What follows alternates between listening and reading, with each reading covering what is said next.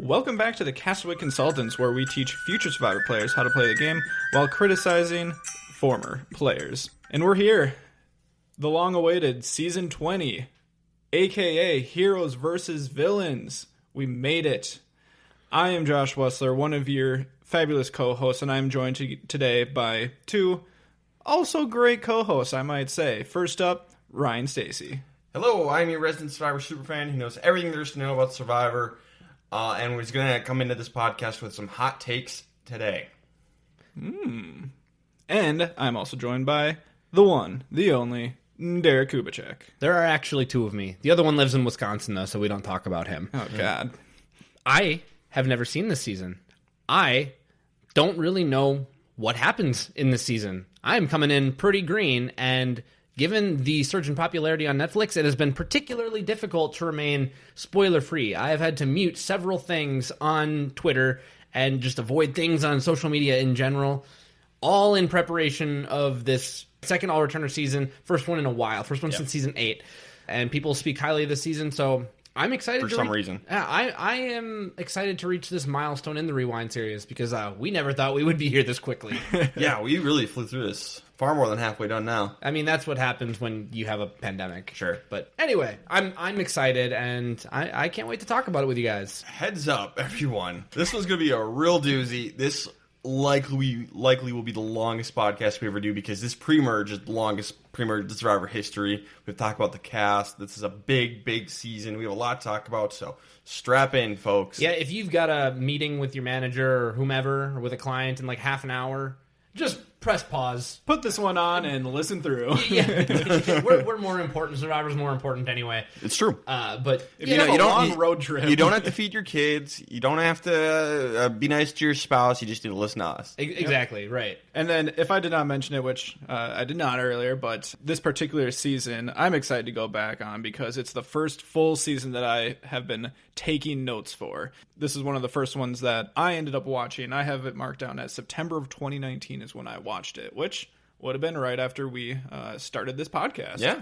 So I have some notes along the way that I'll be able to chime in as well with. Josh can contribute. Hooray! For the first time in 20 seasons, I don't have to be a tiebreaker anymore. Josh will have something of note to say. I get a vote for every best and worst. Finally. It is here. He'll have no idea what he's fighting for. Yeah, That'll make it no idea. Like, I didn't write down any explanation. I just wrote a name down. Good luck. Good luck. Good luck, future Josh. Basically. Future Josh's problem now. Good luck explaining this on the podcast, you idiot. Damn you, past Josh. Well, the point of this podcast is we rewatch Survivor so you don't have to. There's 41, almost 42 seasons of Survivor. That's a lot of Survivor. If you don't have time to watch it, we're here to tell you which ones are must-watch. Guys, Survivor Heroes vs. Villains. We're halfway through, more than halfway through, really, but we're through the pre-merge. Is this must-watch Survivor, Derek? I think this pre-merge was extremely entertaining, and you need it in order to fully satisfy your Survivor mythos, because you had a lot of big clashing personalities. For those two reasons alone, I'm going to say that it has to be. There's a lot of high-level gameplay, and there's a lot of really low-level gameplay as well. There's a lot of what to do and a lot of what not to do. You're going to get a mixed bag in this pre-merge. I think it might be one of the strongest overalls, and I certainly am not disappointed by the cast as well. So if you've watched the first 19 seasons, it's fun to see them all on a beach together. So I really enjoy it. I'm going to say yes. I'm going to say yes, just because, like, the mythos, there's a ton of iconic moments here. It's important to watch and understand if you want to win the game. 99% of Survivor fans love this season, so odds are you will love it too. So I will recommend people watch it and find out for themselves. I am one of that. I'm in the 1% who doesn't love this season. While those iconic moments themselves, when they happen, are great, there's a few of them in this pre-merge that are a lot of fun. I'm not a big fan of the season, even though I do like the cast, because everyone seems so miserable. No one seems to be having fun on this season, and when they're not having fun, I'm not having fun. It feels really personal a lot of the time, and that's when Survivor kind of loses me, when things get really personal. I don't love that. So, I like the pre-merge less on this rewatch than I have in the past, and that's saying something. Interesting. I would say, yeah, it's must-watch. Entertainment, like Derek said. And also, if you remember all the way back to our discussion about All-Stars, the only other all-returner season up until this point, I think I don't know exactly what we ended up saying about it, but wasn't there like a giant asterisk next to that just because of the way that people played? Yep. It's the least relevant season ever. Exactly. So I think that alone should give this one credibility to, hey, watch this and know how people are playing on all returner seasons, because there's actually gameplay going on here. Yeah, this one is far more important to watch than All-Stars to complete, especially if you're going to be a returning player. This is where the ideas and how people play in Heroes versus Villains have continued throughout the rest of the all returnee seasons, and we've kind of ignored All-Stars because we don't play like that anymore. Survivor's also come into its own. It's matured as a game, as a competition, as a social experiment over the last 12 seasons since 8. Rob is going to talk about that several times during the pre-merge, and I can't help but agree with him. So, yeah, I think it is necessary. So, spoiler alert for the pre-merge of Survivor Heroes vs. Villains. Go watch it. I think it's on Netflix. Go watch the pre-merge. Come back and listen. No, it's a recommendation, though mine's a little bit grudgingly. I say you'll like it if you haven't seen it. But that's just what I think. And I fully endorse it. So yeah, like I said, I've met exactly 2 people in my life, including myself, that don't care for this season. Like, I don't hate it, but I don't like it. And the other one is my dad. Well, I'll be interested to see where this comes down to in our rankings, because we've been pretty aligned on most of our seasons up to this point. We won't be this time. So this might be where a little bit of dissension comes in. We have a break in the ranks. I think that's very likely. It's about time. So, spoiler alert for Heroes vs. Villains. Get out of here. Yeah, go. That's chance. All right, so there's a lot to talk about here, but let's start with the cast. This will take a little bit. We're going to do like we did in All-Stars. We're going to talk about each person individually, whether we're glad to see them back, and if they belong on the Heroes or the Villains tribe. Like, did they get it right? But the first thing we're going to do before we get into the cast is we're going to talk about like what our dream cast would be, the Sega dream cast, if you will. No, like if we got to cast Survivor Heroes versus Villains, who are our 10 heroes and who are our 10 villains? So Derek, why don't you go first? Yeah, and keeping in mind, I really didn't know anyone for certain who was on the season except for a couple. And if I'm being completely honest, I know that Russell was going to be on this season, just because I had understood that the cast that he played with didn't get a chance to see him play beforehand. That's just something that I picked up on over the years. And then I had a feeling that Parvati was going to be on the season as well. I didn't really understand why, but I just felt like she was going to be there. Those were really the only 2 people that I knew for sure were on the season. That was kind of it. When I built my Dreamcast, I really wanted it to satisfy the hero arc, the villain arc. So for that reason, you can't get revenge if you won. You can't get redemption if you won. So I tried to minimize my actual winners because they don't really have anything to prove. That being said, my list still has a few. So going through the heroes, for the women, I have Tina Wesson because she's my absolute favorite and she's 100% a hero in my book. Amanda Kimmel, in my opinion, the best player so far to not win the game. Suri Fields, slightly under Amanda as one of the best to never win the game. Hot take, possibly, but I still love Suri. That's praise for Amanda. Not any demerits to Suri.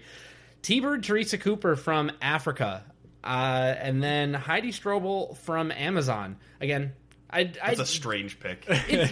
I was really just had me up until there. I was really just trying to find someone who didn't win, who had that sort of personal growth while on the season, and Heidi struck me as someone who had that development from the beginning of Amazon through to the end. So, are you sure you're not thinking of Jenna? Oh, I'm thinking of Heidi correctly. Okay. And then for the men heroes, I wanted to turn around and give Russell Swan another chance immediately after getting medevaced on 19. Terry Dietz, because Superman. Sean Rector, because I absolutely love Sean. He made it deep in the game. Rupert Bonham, just because I don't necessarily need to see Rupert play again, but if you're trying to fill out heroes versus villains, you can't ignore his edit. And he did come back and play much better the second time around, in my opinion. I like to see development. And the last one, Chris Doherty, because he was like the ultimate hero. Yes, he did succeed. He doesn't need redemption, but he's still fantastic, and I want to see him play again. Over to the villains tribe. Number 1, Coach Wade. Just because he's great TV and 100% a villain, even if he does not realize that he is one. I love it.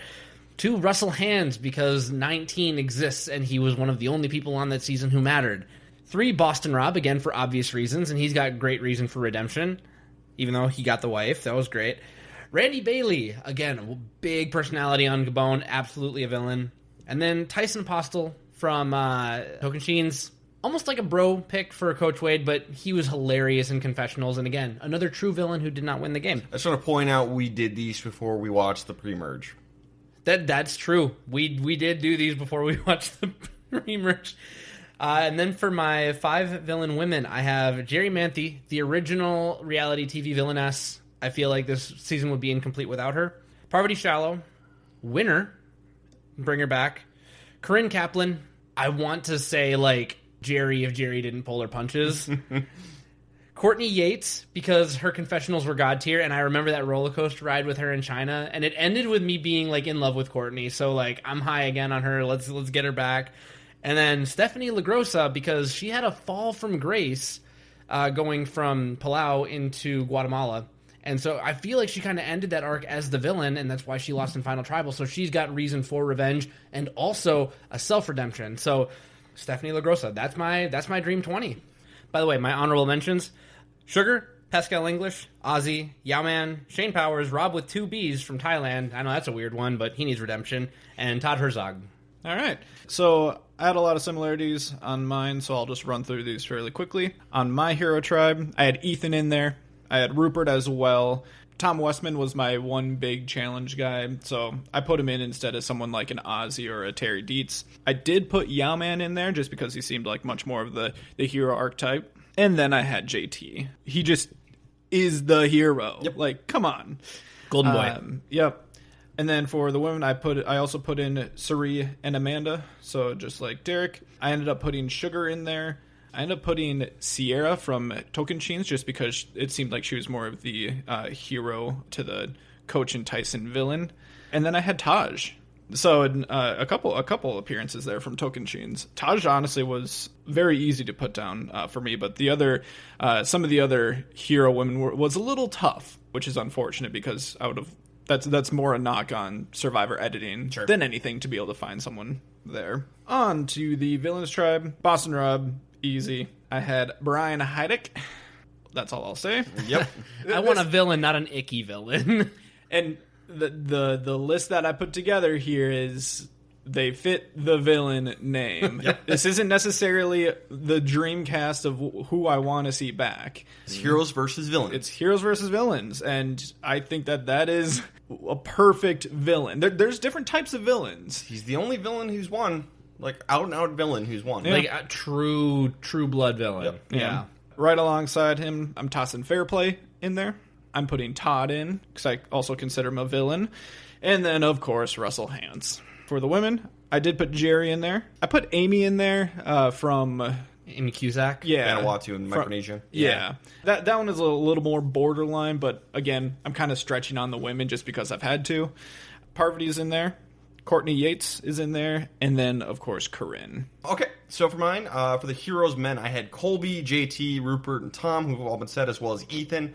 And, for the ones who I have that didn't make it in, I can give you a little inside baseball on why they didn't get picked. Some of them were talked to, some of them were asked. Ethan had cancer at the time, so nope. That'll do it. I'm so happy we got to see him again. Yeah. For the women, I had Amanda, Suri, Stephanie LaGrossa, because with that one, people remember Palau a lot more than Guatemala. Guatemala is one of the most forgotten seasons in Survivor history, which is too bad because Guatemala is fantastic.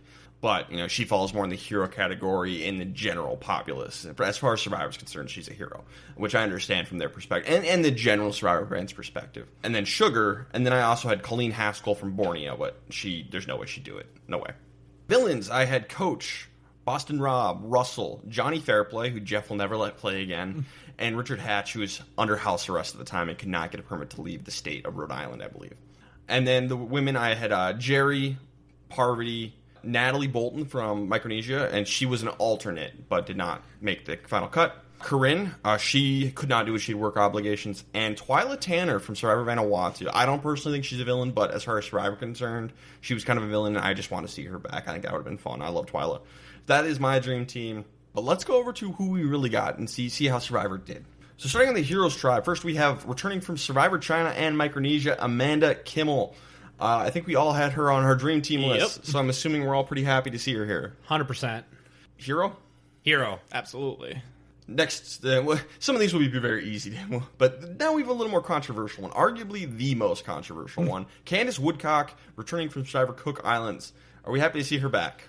I mean, I'd be okay with having her back on a returner season, but on one themed heroes versus villains where you're standing alongside Survivor Legends at the time, it doesn't make sense. That's no knock on Candace. It's a little knock on Candace. That's absolutely a knock. It's a bit of a knock on Candace, but why is she here? And why is she a hero? She mutinied.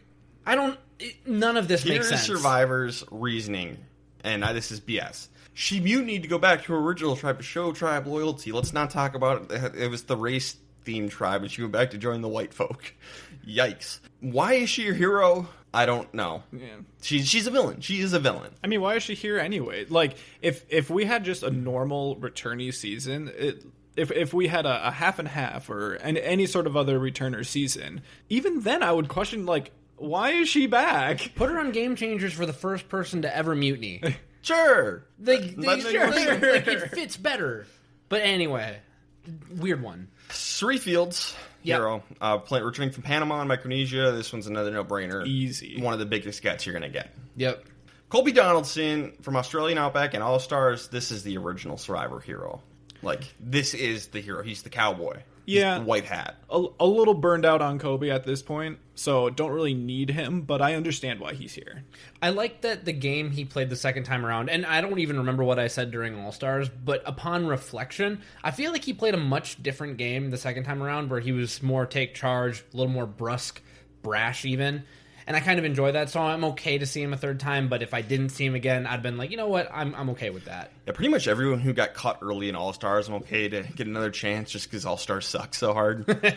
I think where I struggle with it is that when I was building out my preliminary list of my just all-star team here, I had the biggest group possible for the hero men. Yep. So the fact that someone like Kobe makes it, I do understand, but I just know that there's so many other people who could be there instead. That makes it tough. But the other thing we got to remember with all of our returning seasons, there's a lot of Australian Outback players that come back, and that's because that to this date is the most watched season of Survivor. That's the season of Survivor that everyone watched. So that's how are we going to bring in fans? Season 2 people are back. Oh my god. Yeah, fair. So I think that also makes sense from just a TV perspective. And he fits the hero bill. JT Thomas from Tokensheens, the heroest hero to ever win at this point, I think. Yep. Mm-hmm. He went up against the Wade and with one exception, maybe, who's also on this tribe. We'll talk about him in a minute. But one of the heroest heroes to ever hero. That's going to change in this season, though. James Clement, returning from China and Micronesia. This is another pretty easy one. He wasn't on any of our lists, but he's just so likable and funny in his first 2 seasons that I'm fine with him coming back. It's weird. So you see bits in Micronesia where he's less friendly. Namely, when he's confronting Parvati kind of unnecessarily on the beach and being pretty mean-spirited about it. I feel like that was him this entire season, but we'll get into that later. But in terms of casting, like putting him on the season, that's what we're talking about here. I was happy to see him a third time. Yeah, absolutely. It's a little bit of a surprise, just like, oh yeah, that's right, James. But it's like every time you think of him, you just have a little smile. So at least you used to. Don't eat the apple. Rupert Bonham, returning from Pearl Islands and All Stars. Duh. The biggest no-brainer in terms of like Rupert. Even at that point, was still like the most popular Survivor player, except for maybe Russell Hantz at this point. Like the biggest draw, I think, is Rupert, number 1. Yep. So even if we don't necessarily want to see him again, and like I said, I'm higher on him coming back for a third time than a second time, because his second game was so much better and so much more reserved. He fits the hero bill. Stephanie LaGrossa, returning from Palau and Guatemala, who we already talked about, and why she's back. So I'm good with her back. I'm happy with it. Yeah. Our favorite, Sugar Kuiper, returning from Survivor Gabon. The edit makes it make sense, but Inside Baseball makes that make less sense, if that makes sense. Nothing makes sense. Yeah, she was on my list, but I'm still like, meh. With what Survivor was going for here, I get it, and I'm fine with it. And plus, she's kind of such a wild card that she might make some interesting TV for the really long time she's going to be here. Very long. Yep. And finally, Tom Westman, the other hero of all heroes, returning from Survivor Palau. I love Tom. Oh, and I was so happy to see him. I'd completely forgotten that you said that he will be playing again. And New York accent, just playing it up, doing his thing. I was so happy to see Tom. Hands down, my favorite person on this season is Tom. Hands down. I love Tom. He seems like such a good dude. he's the best. Tom makes me happy. I love Tom. And through 19 seasons, I think he has played the most honorable, integrity-infused game and won. Yeah, and won. Yeah, I think so. It's easier to do when you're Tom Westman. Exactly. JT was pretty close, too. JT, I think, is second. Yeah, JT at least had to be a little bit crafty when it came to confronting a larger, more powerful alliance than his. Yeah. Tom's team absolutely throat punched Oolong, and then he basically breezed through the rest of it. So, I mean, good for him. Good for him. Let's move over to the villains tribe. Overall, good batch of heroes. The only real question mark, I think, is Candace. That's the only true question mark. So 9 out of 10 is pretty good. That's an A minus. Yeah. All right, villains tribe. We start with good old Dragon Slayer Coach Wade, returning from Survivor Token Sheens. He may not think he's a villain, but he's a villain in our hearts. 100%. Got to be here. Yeah, he was on all our lists. Yep. Someone who's on your guys' list, not on mine necessarily, but she would have been an honorable mention for me. Returning from Survivor China is Courtney Yates. Just because her confessionals were so funny. I can't believe she wasn't on your list. You know, there's just other villains I had that I think were more villain. Because I only consider Courtney a villain. I consider her snarky. Yes, but I align those two things fairly closely. And I find that endearing usually. So it was her attitude pushed up against James, pushed up against Amanda, pushed up against basically everybody in the post-merge of China. She was the villain, but like she was the goofy villain. She's like LeFou, you know? John Robert. Yeah, I think there John were Robert. bigger villains on China than Courtney, but yeah, I'm happy to have her here. Yep. Here's a question mark. Danielle DiLorenzo returning from Survivor Panama. I liked Danielle a lot. I think I was the highest of the three of us on Danielle. I said I would have voted for her to win Panama with the information we were given. Villain? No.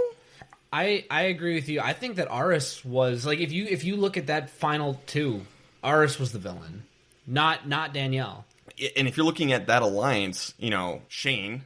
Yeah. Or if you wanted to put Courtney Merritt, crazy Courtney on there. Oh my gosh. Oh god. I mean, Shane was on my honorable mentions list for the villains tribe. Like, I would have loved to see him here instead. Yep. I'm fine seeing Danielle come back. It's just like a question mark. Like, I don't see her as a villain. Yeah, I don't either. If you're the fourth biggest villain on your alliance from your season, it might even be lower than that. I didn't see her as a villain. I'm happy to see her, but the billing does not make sense. No, she's not a hero either. She's one of those people who doesn't fit in either category, so maybe see her for a different season. Exactly. But whatever. Jerry Manthe returning from Australian Outback and All-Stars. Duh. Yep, easy. They obviously were going to do Colby versus Jerry. Yep. It's great. It's inspired. And I bet if they couldn't get one of them, they probably would have axed both of them. Could be. Very likely. Parvati Shallow returning from Cook Islands and Micronesia. Sure. Yeah. So it's easy. It makes sense. But Ryan, and I guess Josh, but mostly Ryan because you're a super fan and you've been with the community more, why is it that we see Amanda and Sari as heroes and Parvati as a villain? They were all on the Black Widow Brigade together, and I have a hard time tracking this in my brain. So we have three of the members of the Black Widow Brigade on this season. Yes. Which I'm all here for. Yes. Yes, in fact, please. Put Natalie on, too. Yeah, there's a reason she was an alternate. Drop Danielle, put Natalie on. Oh my gosh. You can't put all four Black Widow Brigade members on the same tribe. 2 and 2, 2 and 1. You have to split them up. This whole thing is a little bit arbitrary. It's whatever. And the lines are blurred. Amanda, I think, is the easy pick to be the hero because she was the least manipulative of the Black Widow Brigade. Parvati was the most flirtatious and ooh, I'm the Black Widow. I'm gonna eat you. I think those two are easier to split. Sari is she's only heroic because she's endearing. Yeah. She's an inspiring tale. Sari could just as easily go on the villain's tribe. It's all about perception. She's perceived as a hero. She's not a hero. And that's fine. There's no knock against heroes and villains from this side of the table. But that's why. I was just curious because it was something I couldn't help but catching myself thinking, yeah, Parvati's a villain and Sari's a hero. It's easy. I'm like, wait, but why though? But why though? But in general, bring back the Black Widow Brigade whenever. Yes. Hell yeah. Randy Bailey, returning from Survivor Gabon, the grumpy old man of Survivor. Man that shouts angrily at Cloud of Survivor. He was on my honorable mention list as well. So I'm okay that he's here. I think that there would have been other better choices for some villains, but they were never going to ask Brian Heidick. I Never. know. I can still have my dream list though. As quoted, they are repulsed by Brian Heidick. I mean, join the club. Easy, I think. If we can't get our dream team, then Yeah. Speak for yourselves. He was on my list. Yeah, I love Randy. Boston Rob returning from Marquesas and All-Stars. Yep. Duh. No duh. Probably the second most purebred villain at this point based on edit. Yeah, I think so. Behind. Russell Hantz returning from Samoa. The biggest duh to ever duh. Yes. Yep. Like, he is the villain. Like, they told him, so none of the other Survivor contestants had seen him play, except for maybe Parvati, who hadn't seen him play, but had a friend in production, so there's rumors that she knew a little bit more about him. Don't know a whole lot about that, but he was told, the rest of the cast told him, like, okay, he is a top 5 most notorious villain of all time, like, hands down. Bro, put him at number 1. Go ahead and slide him into the top seed. Like, he is higher than number 5. Sandra Diaz-Twine returning from Pearl Islands. Villain? I don't know if she's a villain. She's a pirate, just like everyone else in that season. But, Fair Play was the villain. Sandra was the hero. I guess Rupert was more of the hero. Yeah, she's kind of just like, I don't want to say sidekick, so she wasn't a sidekick or anything like that, but she was definitely more secondary compared to the people that you just mentioned. She was a pirate. She's chaotic neutral. She's like, I'll do whatever it takes as long as it helps me. And like, okay, I mean, I'm happy to see her, but villain? I mean, I guess if you're gonna go chaotic neutral, I guess it makes sense. But more of a mercenary than a villain. Yeah, exactly. I don't know. Which makes me think we should have had Scoutmaster Lil on the Heroes Tribe. Tell me she's not a hero. Yeah? She counts. She got voted out like second, though. Third. Sorry. And finally, returning from Survivor Token Machines, we have Tyson Apostle, who I love. Love Tyson. My wife does not particularly care for his confessionals. Well, tell her she's wrong, because Tyson's the man. I don't know. He says some pretty edgy stuff on Token Sheens and in this pre-merge. He's an absolute edgelord. Yeah, I was glad to see him again on my preliminary list. And if I can't have my top choices, he's right there at the next. Again, only really one question mark, and I'm fine with Danielle, and I'm fine with having her back. But just villains? So, 18, 19 out of 20, that's pretty dang good. Yeah, 18 out of 20 that fit the bill more or less. Yep. And then there's no one here that I'm like, really, why are you even back? Yep. So 20 out of 20 for casting, I'm okay with. And 18 out of 20, I think we're good to great. All right, now that we're through the cast, 30 minutes into the podcast, should we jump into this thing? Duh. Dedicated fans, thank you guys. Yep. All right, here we go. Episode 1, Slay Everyone, Trust No One, which is one of the best season premieres in the series. I think probably second place next to Pearl Island's premiere. We're going to get an awesome reward challenge right off the bat, which is very physical, dragging bags back to your mat. Colby, it gets destroyed by Coach Wade, of all people, in the challenge. Stephanie gets her shoulder dislocated and popped back in. Rupert breaks a toe, and Sugar gets her top ripped off by Sandra, and she scores a point. Sugar scores a point anyway, while topless, and then flips Sandra the double bird. One of the most iconic challenges in Survivor. It was amazing. And as much as Sugar annoys me, this is her best moment in the entire series. In the entire series of Survivor, yeah. You're cheering for her. Yeah, like the second that she turns around and just double birds, I'm like, okay, yeah. We're shedding the labels early. Drop the double birds. Oh, Sandra deserved that. This was the apex of Sugar's Survivor career. It's not going to be a long career, but it was glorious for a moment. It was beautiful. So the heroes win the first challenge and get Flint, but man, oh man, I got beat up pretty bad. Was it worth it? For Flint's, maybe. That's a big deal. Busted toe and dislocated shoulder. I mean, worth it for the other 8, maybe. Right on the other tribe, Boston Rob gets fire started without it. Okay, but that's results-oriented thinking. I mean, maybe, but like... Basically, the villains would win to keep the heroes from getting fire. Because, like, we can make it either way. Yeah. But, there's no guarantee you're going to be able to make it. Yeah. We can thirst them out. We can dehydrate them. Russell Hantz is back in action, baby. He's going to make a final 2 deal with both Danielle and Parvati in a 2.0 of his Dumbass Girls Alliance, basically. His words, not ours. Now, unfortunately for Russell... These aren't dumbass girls. And you know what? Russell actually did a really good job. I don't know if it was in the premiere or in episode 2, but he said, I am with smart players now. I'm not going to be able to pull the wool over their eyes the same way that I did with the idiots on my season. And that's, again, his words, not mine. Yep. So he understands that he has to up his game and change at least a little bit, but he's going to try and basically play the same game. Well, I mean, he, like, almost a direct quote is, like... him saying that the people on his last season were so stupid because they didn't give him the $1 million. Well, I guess he doesn't know. Yeah, he doesn't know. He thinks any of this. He thinks he won, but he thinks that anyone else that he played with on the last season is so stupid that he can play the exact same game and win this time around just because of the people surrounding him this time. They'll respect his style of game. Yeah, which is possible. We had just finished this last podcast of 19 saying on a different season, Russell could have played the exact same game with a different cast and won. Sure. Parvati does not trust Russell at all, but is willing to go along with it for now because why not? And what else is she going to say? Oh, does that sound familiar? Yep. Someone won last season with this exact same strategy, so we'll see how it pays off for Parvati. 4 chickens walk out onto the beach on the heroes' camp, just randomly, and they catch them, mostly Tom and JT. Conspiracy theory, possibly, I wonder. Because they also got, like, a crap ton of supplies this season. I'm guessing, like, Boss or Rob negotiated, like, hey, I'll be on your season, but I want some stuff. I don't want to be miserable.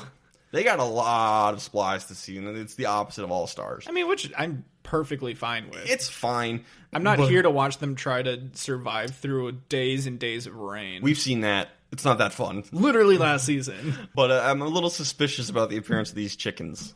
Like, it's odd. Whatever, it's fine. I don't really care. But it's just like, it's worth noting. It was impressive that they caught all 4 of them at once, though. That was pretty cool. So this is hilarious, and like the high point, besides that initial reward challenge, this might be the high point of the season for me. Jerry and Coach appear to have crushes on each other. The Black Widow, the original Black Widow, and the Dragon Slayer. That'd make a weird baby. Yeah. I ship it. I'm here to ship this. Everyone knows, and they make an alliance, but they agree to try and make it low-key, and they're going to fail miserably. Say it takes less than a day. Yep. By turning yourself into your own voting block, you're going to keep it low-key. At least they aren't, like, making out on the beach like some people. Like someone named Rob and Amber. It is funny when Rob talks about that, too. He's like, believe me, I know. I've seen this before. It's a very powerful alliance to have 2 people who won't turn on each other. On the Heroes Beach, JT and James make an alliance. They want to keep the guys together, because remember, there's 3 Black Widow Brigade members on this season. Now, JT has no intention of going to the end with James, because he's like, it's James, I'm going to lose. James, JT, give yourself a little more credit. You're also extremely likable. It's fine to plan in advance, but for the moment, I like the idea of the meatheads sticking together. I'm not necessarily calling them meatheads, but just like in stature. Bros Alliance. And JT also makes an alliance with Tom because they're both winners. And they're like, we'll never win unless winners go to the end together. And last time we saw this, Survivor All-Stars, yeah, fair. 100%. JT, you should stick to this plan. This is a really good plan. Really good plan. Now, something to note here, and I'm going to go ahead and say this is kind of a blanket go-to strategy if you're on an All-Star season. The All-Star season, the main thing to look out for is past connections. Who has played together? Break that crap up. Because that is the most powerful thing, like type of relationship in this game. We're going to see it in a future season where that will dominate the entire run of an All-Star season. So that should be the number one thing you're looking out for, is cut those bonds as soon as possible. Well, and I think we did a really good job at going over all that at Winners at War. Like, that was the central theme of the season. Yep. So it was brought, I think, week to week, it was brought up every single episode. It's they don't bring it up much, but it's very relevant in Cambodia, too. Yeah. So it's definitely something to keep your eye on. And, if you like, I have 2 people, one of them I should cut the person with more relationships. And that a lot of the episode is kind of exploring all the people who played together. They were talking about that. So we have Rob making fire without Flint, as he does. Rupert can't make fire with Flint. Womp womp. And he's just being a sad sack about it, too. I'm sad, Rupert. So much for my dreams. That's more accurate than it should have been. Those aren't the exact words. Well, I mean, it's pretty much the exact words from his when he got voted out in Pearl Island. So much for my dreams. Yeah. I forgot. He's like, when something goes wrong, he's like Eeyore from Winnie the Pooh. Yeah. Well, I mean, so he, I don't remember who went up to him in this episode, but... Was it JT? I don't know if it was JT or who it ended up being, but they're just like, oh, can I try? He's like, yeah, sure. I don't think you're going to get it. You'll never get it. And then 5 seconds later. walks into the woods for who knows what, comes back, and, oh, it's made. Oh, good for you. I don't like this version of Rupert. I like Crazy Pirate Rupert. Yes. So remember when we were super high on sugar for a hot second? Whoa. So she's going to spend the night trying to flirt with Colby and just talking to him nonstop so he'll cuddle up to her and all this stuff. It annoys the hell out of him, and he, like, tries to run away from her and go sit by the fire. We're crashing after our sugar high. 100%. The whole tribe. Well done. Like, this is just not being self-aware. I get, like, trying it once. Like, yeah, cuddle up to someone if you really want to. But, like, there are, like, 5 or 6 attempts here.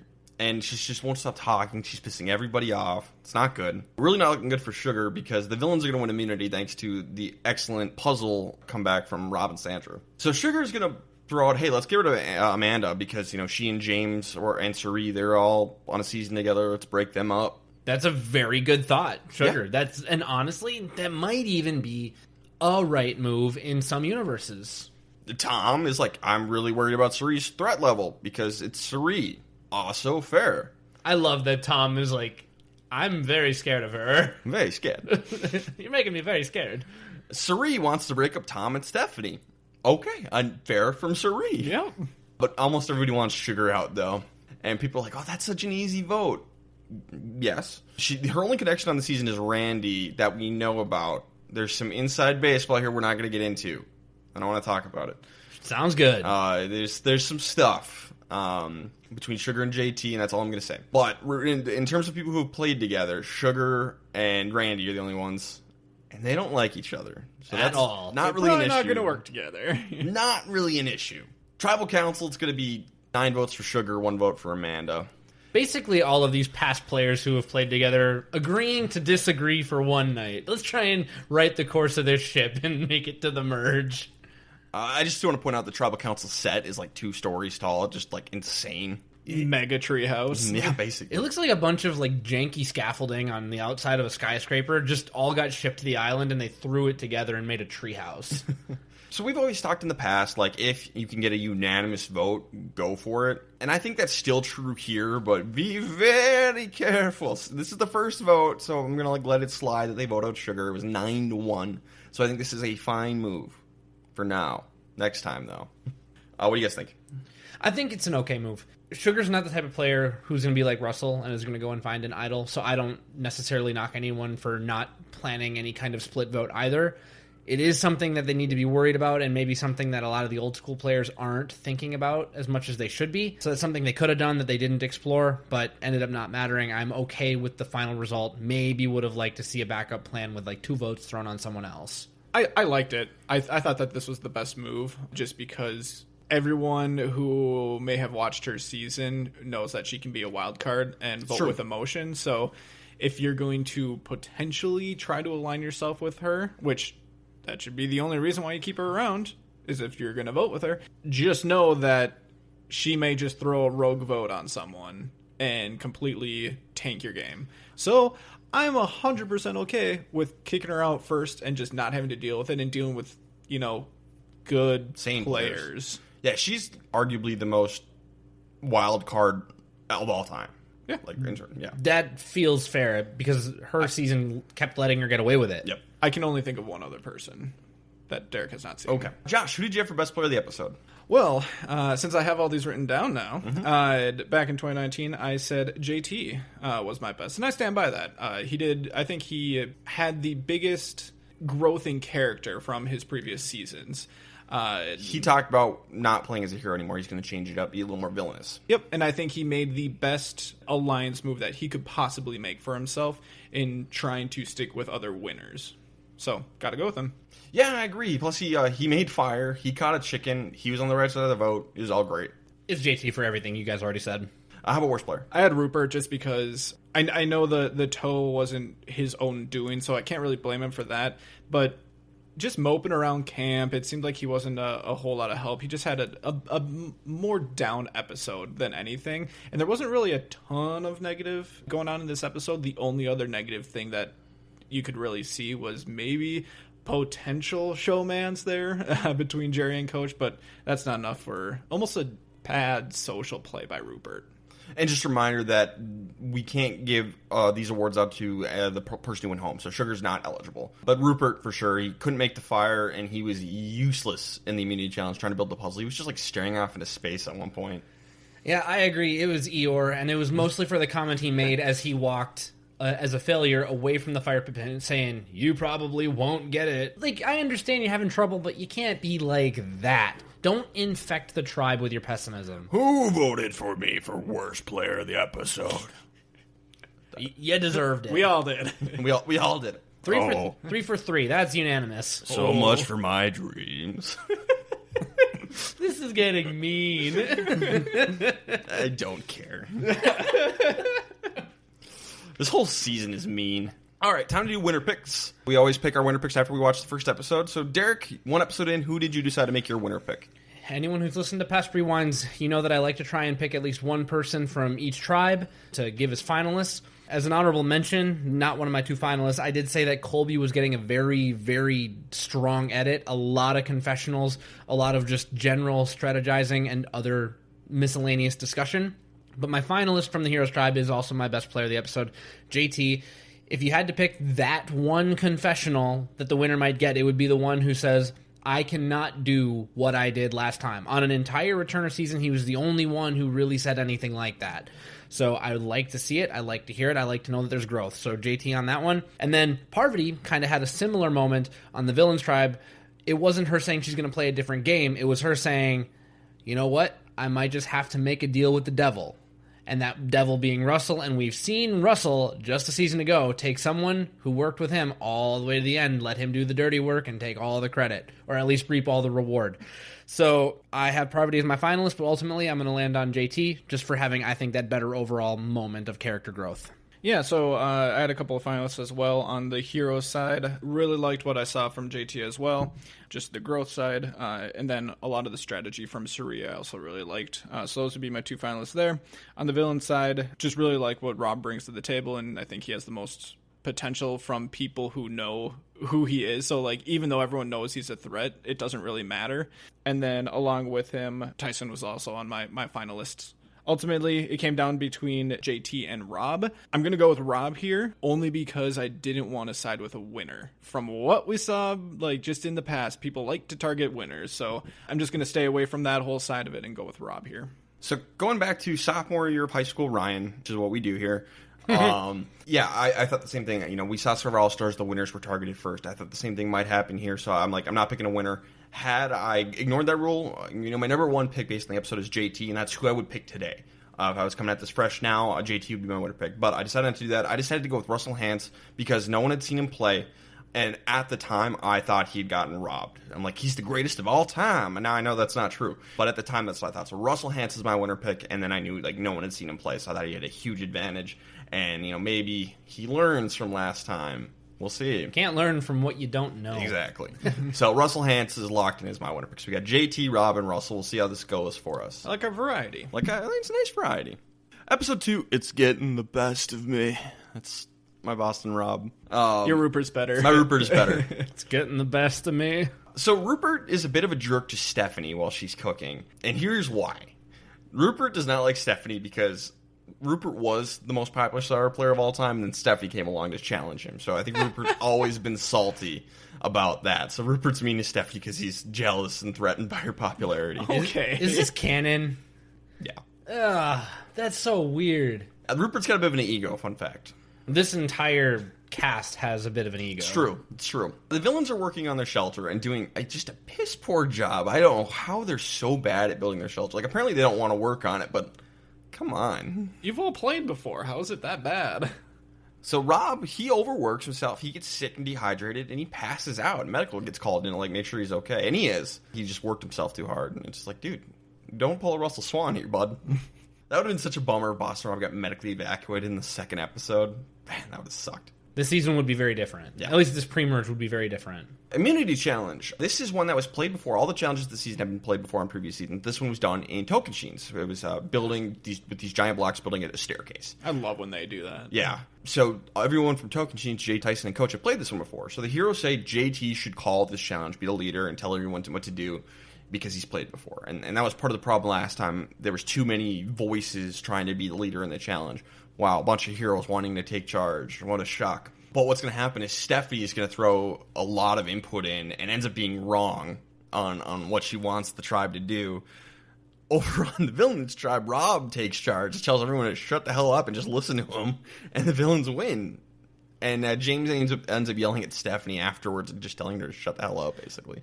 And a lot of this was built in very quick cuts, so I don't know if JT would have had it right. I don't know if Stephanie would have had it right. Stephanie did not have it right, confirmed. But the way that I saw it in the edit was very, like, James bringing the hammer down on Stephanie. And, you know, I'd like to try and give some benefit of the doubt, but James was being a little mean-spirited about it. So regardless of whether or not he's right, the way that he went about it was wrong. Yeah, this is, again, you talk about it behind someone's back later on. I mean, that would require James to have nuance and to have a single subtle bone in his entire, like, 6'8" massive body. Instead, he's just going to try and bury Stephanie in front of everybody. I mean, he kind of does. He digs her grave and drops her in it. He is successful in this endeavor. Amanda, James, and Rupert, they're all going to form an alliance, and they want to take out Stephanie next. Break up Stephanie and Tom. I don't think Stephanie's very fun to be around in general. If you notice, those three people are not from the East Coast. And Stephanie and Tom, they get along very well, and they're both from the East Coast. So I think there's probably something there. Yeah, I don't think there's a lot of other East Coasters on that tribe. Yeah, Candace technically is from DC, but you know. So they want to take out Stephanie. Tom, Colby, and Stephanie, they want to get together, take out Amanda because connected to Suri and James. Okay, sound plans from both parties. So JT, Suri, and Candace are kind of caught in the middle, and mainly Suri and Candace, and those two are going to make an alliance as well. Boy, the two biggest game changers this season, Suri and Candace. They're teaming up. A real dream squad here. So we're going to go to Tribal Council, and it's just James berating Stephanie, and you know Colby and Tom. They shouldn't do it, but they're heroes. They jump in to like defend her honor, and it makes you like Colby and Tom, but you shouldn't do it. Hero's gonna hero. That's all you can say about it. Make that two of us. Actually, make it three of us. Yeah. James, you are being uncalled for. I'm like, oh my gosh, we're really just piling on. I did really love when Tom just like, make it three. It's like, oh, what is this, the Avengers? And honestly, it was when Tom did it that I feel like James actually was like, oh, like, I'm sorry, Dad. I feel like I've disappointed you. James is going to be like a miserable prick this entire season, and it's really a bummer. It is. That's what happens when you do steroids, folks. That's what happens when you're going through withdrawals of said steroids. Roid rage. So it's going to end up being 6 votes for Stephanie, 3 votes for Amanda. So for the people in the middle, it makes complete sense for Serena to want to take out Amanda. Like, they kind of talk about, like, Serena and Amanda's got this connection. It's like, well, she voted me out at the final 3, so are we really that close? Yeah, probably. That means you spent, like, 36, 37, 38 days with each other. Nice Mr. X-ray. Yeah, actually, very nice Mr. X-ray. Don't get me wrong, but, like, do not fall for that, folks. Like, oh, they voted me out, or I voted them out. Like, ignore that. People get over that stuff, usually. More often than not, they're going to get over it and work together. Devil you know, devil you don't know. Exactly. So if Suri is controlling the vote, she has 3 people who are deadlocked on wanting Stephanie out. And then Suri and Candace kind of get to make the decision. Well, of course Suri's going to want to vote with Stephanie. So this is the right move. I'm satisfied with it. And then the other thing is, it does seem like nobody wants to be around Stephanie. And it's little stuff that you get in the first 2 episodes. She definitely seems like an outsider. So if you're going to increase unity and it's the best for the most number of people, I think it's right across the board. So I'll go with yeah. Yeah, seems like a pretty easy choice here. Now leads to my best player. It's Suri. She formed an alliance with Candace. She took out Stephanie. She weakened Tom, and she kept Amanda in. So for my best, I actually went with a different one. He's someone who did not start great because he overworked himself on the villains tribe, but I gave it to Rob, mostly because I like the bounce back. I like his willingness to be like, you know what, I can't play hero for the villains tribe anymore. And then he's able to come back and win the immunity challenge again for the villains, keeping them off the chopping block. So I really like that whole development we had from Rob this episode. All right. Okay, so this is where it gets interesting. All right. Is because I didn't write down any explanations for these. I just wrote down a best and worst from 2.5 years ago. So I put Russell. Okay. Is there a reason why I would have done that? Russell.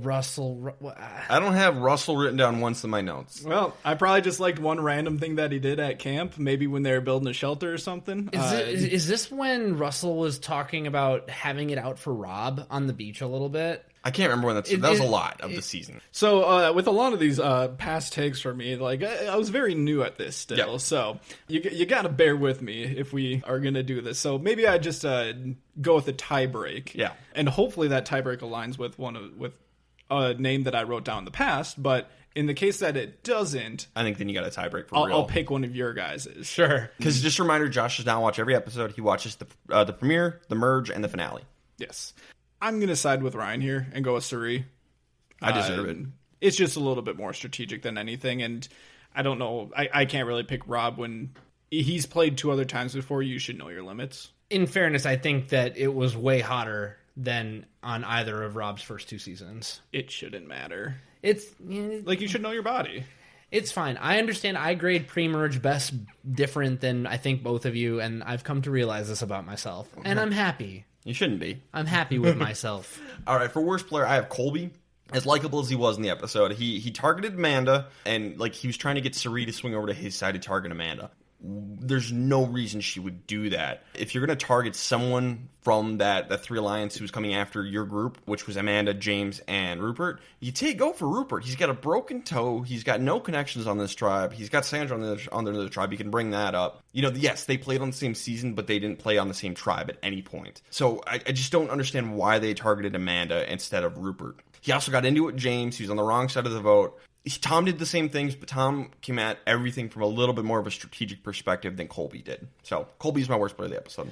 I think that I don't want to fault Colby or Tom for getting into an alliance of 3 and then Candace not really having an opinion in the swing block on who to take out. I had James as my worst player. I think whenever you go after somebody, super public forum, where everyone can see you, not just your tribe, everyone can see you, and you really lay into the point where people are actually calling you out and you're being such a negative force. Like, Rupert exists, and he was super negative last episode, but James was really piling on to the point where it was not fun. No. And anytime something like that happens, it's like, okay, your stock just dropped a lot. Who's going to want to vote for you if you keep behaving like this? And based on what he did in this episode, nobody would vote for him. The reason why I didn't give it to James is because James' position within the tribe went up. His position within the tribe became more secure, but his position within his alliance is officially at the bottom. I don't know if that's true. His position in terms of how much the other alliance likes him is at the bottom for sure. But within the alliance, I don't think so, because he's got Amanda and Sari. But this early in the pre-merge, you need tribe unity, and he's causing disharmony. Sure. No, I'm not saying Sir James played a great episode, but here's some things that he did. Or he didn't really do them, but things worked out pretty well for him. The person he went after went home, and he improved his position within the tribe. Interesting. Well, 2.5 years ago, I said James. So, Woo! All sorry, right, Ryan. Bummer for me. Damn you, passed Josh. Damn you, passed Josh. Democracy. I think what's going to happen here, the main antagonist of this podcast is going to end up being past Josh. the real villain.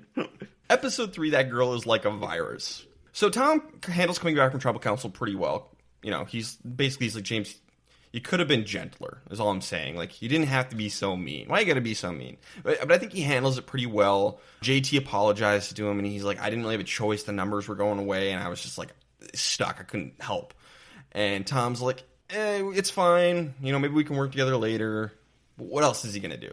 It's about, how do you come back from tribal matters? Tom handles it very well, I think. Yeah, and all parties, I think, understand the situation that they were put in. Like, if Tom were to cut connections with JT right here and be like, you made a bond with me, your bond is your word, and it's trash. It's like, okay, but you couldn't have really done anything more with JT's vote. 4-5 is still a lose. Yeah, logically, you gotta, does the logic check out? It does for JT. Yes. This is really interesting on the Villains tribe. We get a nice confessional from Rob. He's like, hey, anyone who plays Survivor, keep an eye out for who sleeps together. Now you know the alliances. It's just like, he's like, I'm guilty of it too. Like, I always slept with Amber every night. Who's ever cuddling, you're not going to cuddle with your worst enemy. You're not going to see Rob and Russell cuddling together, which would be hilarious. That'd make great TV. No, but you're going to cuddle with people you trust more. So keep an eye on who's sleeping with each other, and you'll know the lines, the divisions in the tribe. Maybe for that one line alone, this pre-merge is necessary for gameplay. Sure. If you're just looking for something honestly really insightful that TV really can't give you all that often. One of the most insightful strategic confessionals of all time. I'll agree with that. An elite tier confessional, and just in terms of understanding the game. Just looks dead in the camera and is like, this is it. And I love it. That's why I'm glad, of the people, Island of the Idols, to bring up Island of the Idols, the people come back from mentors. Rob is a great pick for that because he gives insightful, great confessionals, and he's extremely charismatic. So, I know a lot of people are Boston Rob haters, but, and I do think he's a little overrated, but, just in terms of being a mentor type, I think he's an excellent choice. Mm-hmm. But the big ones he's talking about, Russell and Parvati, and then Coach and Jerry. Those are the ones who are really cuddly. Coach and Rob talked to Russell about the thing he's got with Parvati. Apparently, Russell is following Parvati around like a puppy dog, like he's got a crush on her. It helps that's the only season he had watched, at least before Samoa. The only season he had watched, I believe, before going on to Samoa was Micronesia. Nice. But basically, yo, dude, you need to dial it back, bro. Everyone's getting really worried about you. Guys, why are you talking to Russell about this? Just let it go. Let him bury himself. Let him burn, man. It's interesting. I think that Rob and Coach, but we'll say Rob for the purposes of this discussion, he was rallying the troops, and at this point, Russell is a big question mark. He doesn't know anything about Russell. Mm-hmm. And so he's thinking, why can't Russell be a part of this? He's good in challenges, so he's a good meat shield come later on.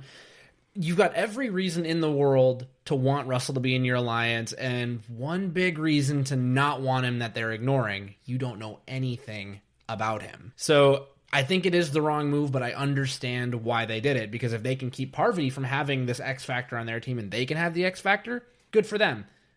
Russell's got an ego thing, and he doesn't like that Rob is better and more popular and more charismatic and basically everything that he's not. Yep. And better than him at what he does do other than finding idols. Yep. So that's how I see it anyway. Russell gets pissed, and he hides the machete to cause chaos. Now, we talked about this last season, Russell sabotaging the camp, probably too early. I don't mind it this time because Russell found himself in a bad spot near the bottom, probably with Parvati at this point. Okay, hide the machete, cause a little chaos, stir things up, maybe someone else ends up on the bottom. I like this move for Russell. It's a little thing, and it doesn't blow up in his face. No. And there's still enough people where it's like, okay, we maybe just lost the machete. Yep. Don't know how that happened, but I like that move for Russell. So if you're on the bottom, the best thing you can do is just cause chaos. They can only vote you out once, generally, Pour out the race.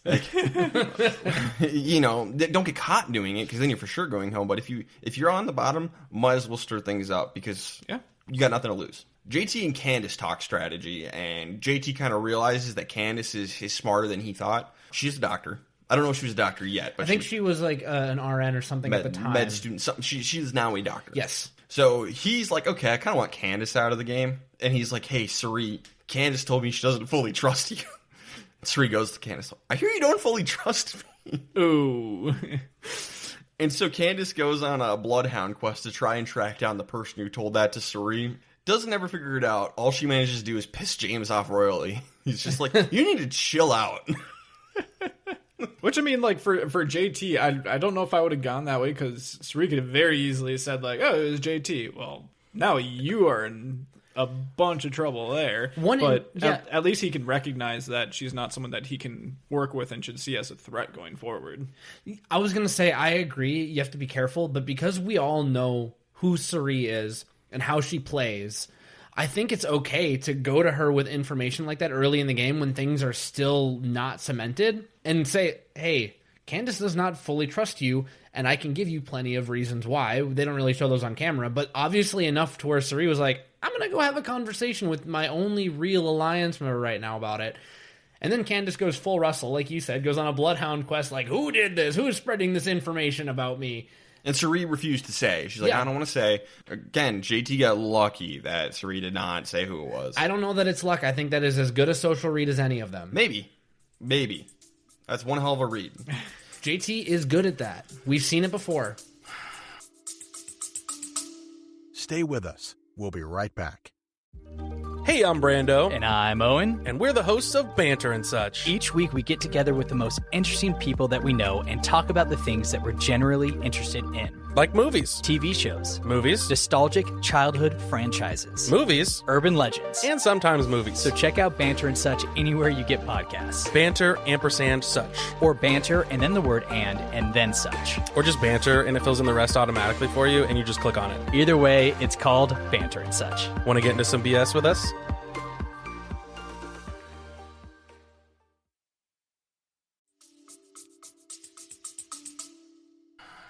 I do think... I don't know, man. I think you might be giving JT a little too much credit. I love JT, but You've seen Game Changers. And I don't remember him in Game Changers. I do think Derek makes a good point that for how early it is on in the game, like not assuming that Suri and Candace, jeez, I was going to say Courtney, that Suri and Candace are, super close, like this duo. Like you can be a little bit more open with Suri with how you talk. I wouldn't necessarily do it. I don't gotta be condone careful it, with Suri. but I think he makes an okay point. He's trying to prime the pump in case they lose another challenge, because he does not want Colby or Tom to go home, and those are the next two on the block unless we can shake things up. Sure. He doesn't want to try and mess with the alliance of 3, so go to that swing block of 2 and try and like remove some of that power. It's a bold move. JT has said he's going to play a different game. Sure. Season 18, JT does not do this. So And he is playing a little bit with house money because he's won before. Yeah, that's true. It's just like, hey, let's just have fun with it. He's doing the Richard, except Richard decided like, I'm just going to have fun and not really play. And JT's like, no, I'm going to play as hard as I possibly JT can. is swinging for the fences. Richard was swinging for the fences as well, but he was aiming backwards. He's like trying to hit it. He was behind blindfolded him or something. He wasn't trying to score a home run. He was trying to knock some fans out with the ball. This analogy works somehow. Immunity challenge, another iconic one. It is sumo at sea, where they got to like push each other off the platform into the mud. The heroes win 8-0. Oh my god! I remember this for sure. Just a slaughter, absolute slaughter. To brute force their way through. It was actually insane. 8-0. I was surprised that they weren't charged with some kind of war crime.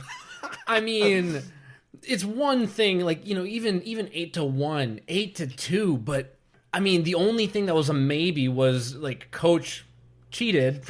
He did not intentionally cheat, but like he broke a rule and knocked Rupert off. Yep. And Jeff said, nope, redo, and then Rupert absolutely manhandled him. So like they had one sliver of hope. And Coach flipped off Jeff after that too. Yeah, yep. It was probably the most one-sided challenge that I've ever seen, because it was not like it wasn't a tribe versus tribe. This was 8 people it was 1 versus 1 8 times, and the villains had Sandra and Courtney sitting out. Yeah. It's not like Courtney was one of those 8. And what James did to Randy, I think, was absolutely outlawed by the Geneva Convention. I mean, that had to be a throwaway. Yeah, 100%, because we're losing to James. Randy, you got to take one. Take him for the team. And he did. Yep. Took a sandbag to the head. James is a massive a-hole about it. He just, like, throws the bag at Randy afterwards. Yeah, he Gronk spikes it. I don't think he meant to hit Randy, but, like, he messed up and he hit Randy. Yeah, so James sucks this season. But the other really funny thing is Tyson and JT take each other on, and they're friends in real life. And when they're done, they handshake, and Tyson gives JT a nice kiss on the cheek. Yep. I remember that. I love Tyson. He's so funny. So villains are going to trouble count. Randy, Coach, Tyson, and Jerry all want Parvati out of the game. She's got a ton of connections. She's a huge threat. She's won the game before. Yeah, get rid of her. For whatever reason, Rob, Russell, Danielle, and Parvati all would rather take out Randy. Why? I mean, okay, Russell, Danielle, and Parvati makes sense for them. Rob, what are you doing? I don't know. It's so inconsistent, because I just said, earlier, Rob was trying to build his numbers. Randy is a perfectly good number for that alliance. Totally. And I don't understand, why is Rob going to come down on, like, siding with, like, a Courtney and a Sandra, but, like, Randy is absolutely out of the question? Is it because Randy was being negative when Rob was trying to start the fire, and they showed that? Like, oh, you can't start the fire without Flint, and then Rob's like... Apparently Randy was very negative out there. I have heard that. Shocker. No. So, like, this could just as well be a Sugar-esque vote, where it's like, you're bringing down team morale, we're early enough in the game, we want to try and, like, up team unity if we can. Very old-school, pre-merge Survivor strategy 101, if that is, in fact, the case. But I do agree with you that the way the facts are presented, it makes way more sense for Rob and company, and I will say Rob and company because it feels like he was driving it, to go after a Parvati. Where is Randy going to go? He has no other connections in this game. You might as well just lock him up as one of your numbers. Parvati is the threat of threats at this point, basically. Yeah. She's got the most connection because she has Suri, Amanda, and James. She's played with before. I don't know how much James likes her. But also, Candace. Yes. She played with Candace. And you can't tell me it was because he was the weakest either, because Courtney and Sandra exist. Yeah, exactly. And that was why I mentioned it. I feel like this was a very old school first era of Survivor move by Rob on a season where you've got second generation players and they just kind of let him drive it, and they shouldn't have. Like, Nope. I mean, this is possibly worst on Rob, but it's bad on that entire alliance for not like really drilling it into him that we need to make a different move. So I agree that this is not a good move. Randy knows he's going, so he's going to vote to send a message because put a little fear into somebody. It's going to be 9 votes for Randy, 1 vote for Boston Rob. This should have been Parvati 100%. This is a bad move. I agree. Derek, who do you got for best player of the episode? For my best, I actually had Russell Hands because I feel like he handled that talking to that he got from Rob and Coach really, really well, where he's like, thank you for coming to me. I really appreciate it. You can absolutely count on me. And then he has like his confession moment later on to the camera, not to the group. I feel like he handled that really, really well. And Parvati survived. That's good for Russell because he is aligned with her, even if he's pretending to go with Rob and company for the time being. So all that said, it had to be Russell for me. I ended up going with Tom because I didn't really like how Russell was cuddling with Parvati all the time. You know, I agree with all your points, but like there's a knock against Russell. For Tom, I really liked how he handled the post-tribal council stuff and patching things up with JT and all that. Plus, I didn't mention just this little small thing. The chickens escaped at the heroes camp and Tom caught them. So just a bonus point for Tom. Josh. I feel like there was more negative that came up about Russell earlier in this episode when we were talking about it, so I would have a hard time giving it to him. I did not give anyone for some reason a best player back in the day. I just had a nice line through that, so I guess I didn't think that anyone played good enough. So take that for what it's worth. Nothing. Okay. So I'm gonna side with Ryan here and go with Tom. Sorry, Derek. I disagree, but that's okay. How about worst player?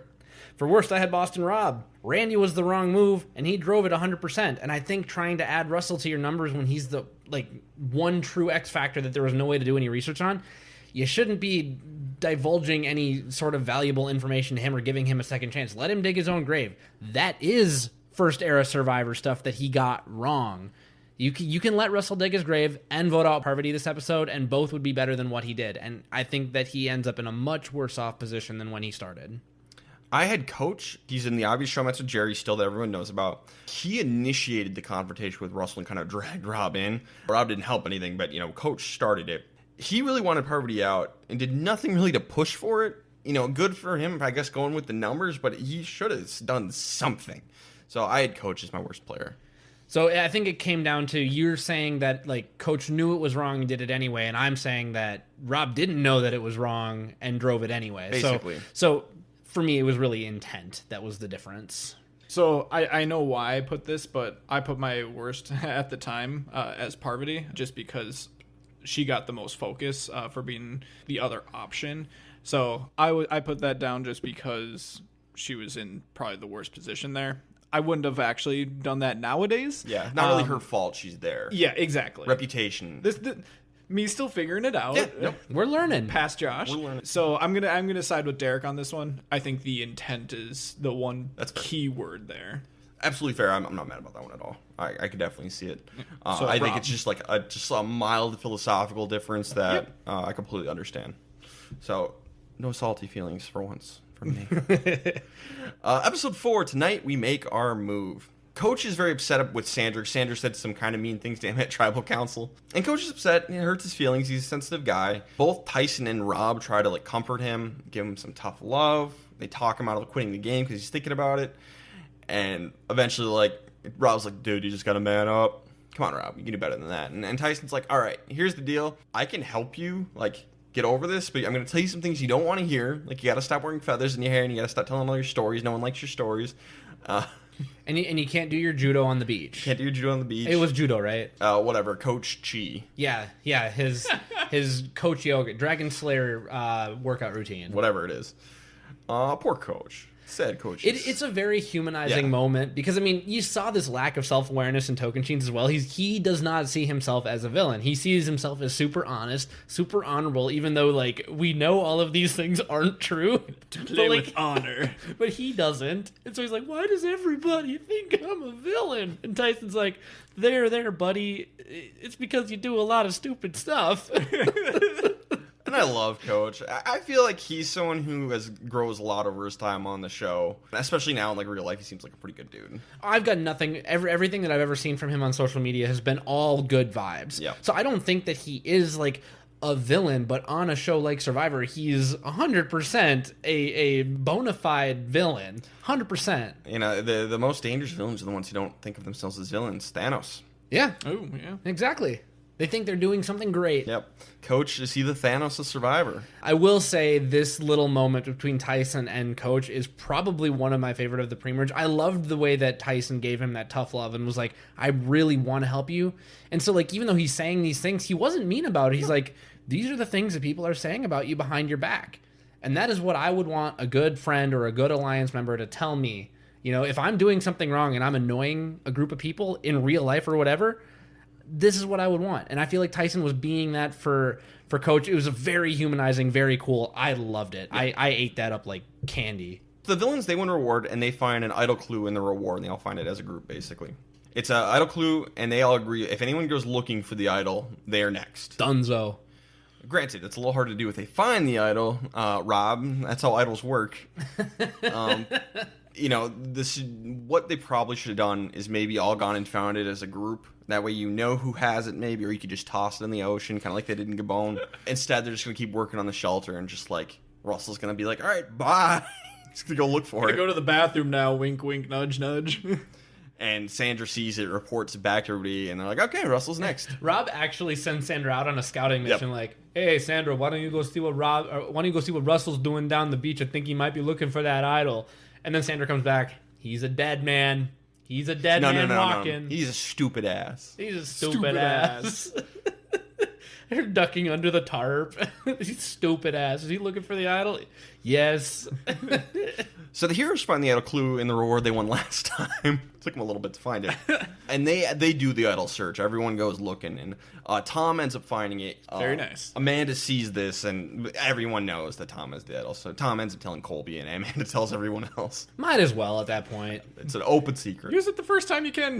Yeah, probably a good call. Immunity challenge. It's the Russell Swan Memorial Challenge. Oh, no. It's like, hey, Russell Hantz ran this one, but no one won last time we did this.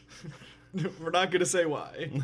So, you know, someone's in the ball, Rob versus Tom as the callers. Everyone else is blindfolded. And we actually finish the challenge. The villains win again. Congrats, Russell. So the heroes, we're down to 8. Their plan is to split the votes between Tom and Colby, 3-3. That's the plan, okay? JT wants Candace out for some reason. Don't really get why, but sure, whatever. And they seem on board. They don't seem to like Candace. James doesn't like Candace. James is down. Amanda doesn't seem to like Candace either. They're on board. Enter Suri Fields. She's like, what? Are you all stupid? Oh, you're right, Suri. We are all stupid. We'll do what you want to do. Classic Suri. It really feels like it's another one of those, how did Suri manage to do this type of moments? She makes you feel so dumb, but like that you still want to work with her. Like she's not insulting you. She's just like making you realize the stupidity of your own actions. She's like your favorite teacher. Yep. That's really disappointing to hear that you did such a stupid thing. I had higher expectations of you, Mr. James Clement. Now, we still have time to correct it, though. Yep. So JT's very pissed off. He's like, come on, man. He's like, I had it. Candace was going, and Suri's going to come along and ruin it. So JT's going to go to Tom and Colby, and we're going to get just an epic move. Suri's going to get Suri'd out of the game in this episode. So JT is supposed to vote for Colby. It's going to be a 3-3-2. JT switches his vote to Suri. So now it's a 3-3-2, but the wrong 3-3-2. Tom plays his idol, so now it's 3 votes for Suri and only 2 votes for Colby. And Suri is knocked out of the game. Damn. You know, we've had, you know, Stephanie went home. She was a big name, but this is our first, like, heavy hitter to get taken down. This is an upset. This is holy crap. Epic move. I was so happy. I remember watching this one live, and I was like losing my mind because I was team Tom and JT. You know, those were my 2 favorites coming into the season. So I was really happy about this. But I think everyone kind of played correctly. Like, who would have thought, JT did what was right for him, but everyone else did what was right for them. It was one of those weird things where everyone did the right thing, and an idol messes things up. I'll go a little bit further. I'll say everyone did the right thing, but Suri did the thing that we talk about. She did a little too much of the right thing, sometimes you have to let the wrong thing happen if it means that you can survive. Sure. When you're playing with really savvy players who are like, wait, what sourced all of this nonsense? They're not going to be like, aha, it was you. It was, oh, no. Who's behind you? Sari, you dastardly villain, you. I have to vote you out now. Why are you doing this to me this early? So I really liked it from everyone, and I like the fact that for the first time in, I feel, a long time, because it's an all-returner season, it really did get traced back to the source, and someone in the 11th hour really kind of dug their own grave, because Sari was not going home. No. Not at all. And then it was just kind of like, okay, well, fine. You're making me do this. We find Sari engages really in the reputation she has, and they get to see it in action. She's like, oh, God. And another thing we got to remember is, a lot of these people are scared to death of the Black Widow Brigade coming back together. So get rid of one of them. Bye. That's absolutely one of the selling points that they did not put on screen. Yeah. So yeah, I think everyone played correctly considering. So for best player, I have Tom. He found and played the idol. He came up with the plan to vote out Sari, and he convinced JT to go along with it. So I have Tom. Yeah, I almost verbatim what I wrote. Hey, I had Tom as well. Good for us. Look at us. Look at us. Who'd have thought? Worst player, I have Russell Hance. He went searching for the idol, didn't find it, and got caught looking for it. Yeah, Russell, he's a stupid ass. Yep. Must have been really obvious because I said that too. So Sari's going to come back and play again. Do we want to see it? Whenever you want to bring her back. Bring her back whenever. Yeah, I think most people consider her, at least up at this point, probably the best player to never win. We'll see if that changes, if she wins or not. She's going to play again, so we'll see. But she is a heavy hitter. You know, she's one of that elite tier players. She's one of the few people that I don't think I'll ever get tired of seeing her play. For as long as she wants to come out and do it, like, I want Sari to play. You know, if you want to see some good Survivor in action, you put Sari on your season. So randomly, one of the points that I made, that I jotted down for this episode, is that James literally says the social game doesn't matter. I don't remember that coming up, but it was important enough for me to write down. Yeah, he basically says that everyone is too focused on the social game and it shouldn't matter at all. James. It's almost like James isn't very good at Survivor. Yep. I mean, in my book, he has still made the worst move in Survivor history. In my book. We'll see if that changes that season. We'll see. Episode 5, Knights of the Round Table. JT tries to patch things up with the majority, who he betrayed. No one trusts him anymore, though. They're just like, okay, whatever, man. I mean, good try, but yeah, that's the one thing, JT. You put yourself in a tricky situation. Especially early on in the pre-merge here. Like, ugh. But, you know, you do have to take out Sari. You can't let the Black Widow Brigade get back together. You just can't. So, you know, sometimes you got to make a risky move. Mm-hmm. And sometimes people aren't going to trust you anymore. The trick is to make them desperate enough that they have no one else to work with but you. And who do you trust more, JT or the villains come merge time? Yeah. Russell's going to end up finding the hidden immunity idol, and he tells Parvati, and then he's going to tell Coach, and he uses it to make an alliance with Coach and bring him over. Okay. Again, Russell's on the bottom. He's, you know, he can take these bigger swings, these moves that I wouldn't necessarily say to do, but he's next. Yeah, and part of him putting this huge target on his back, he's trying to almost do damage control, almost in the same way that he did in Samoa when he told Jason and was it Mick? Like, immediately he told them about the idol that he found when he said he was going to keep it to himself, and this time it just wasn't Jason and Mick, it was two other people. This one's better than Samoa. I agree, because, I mean, maybe he knew that he was being shady off looking for the idol, so it was, hey, listen, at least I have the hardware to show for it, but I can use it as a trust-building tool as well.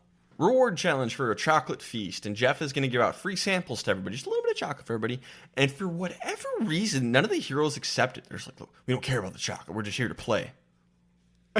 What? It was the dumbest, pettiest moment. It's like they're trying to put on a game face, but like, take the chocolate. Shut up and take the chocolate. Who cares? Like, Colby trash talks Jeff. He's like, Jeff, let's start the challenge, and then Jeff is like, Colby, we'll start the challenge when I say we're going to start the challenge, not when you say we're going to start the challenge. I was like, this is so weird. And Jeff is probably like, what is happening? I'm losing control. So this challenge is good old Schmergen Brawl. It's back again after it murdered Mike Barassi last season. And if we remember, the first person in Survivor history was tossed from this challenge in Samoa. Like the fifth person. Yes. Jeff. No, the man who should not be named. Yeah. And lo and behold, James Clement's going to get seriously injured in this challenge and mess up his leg.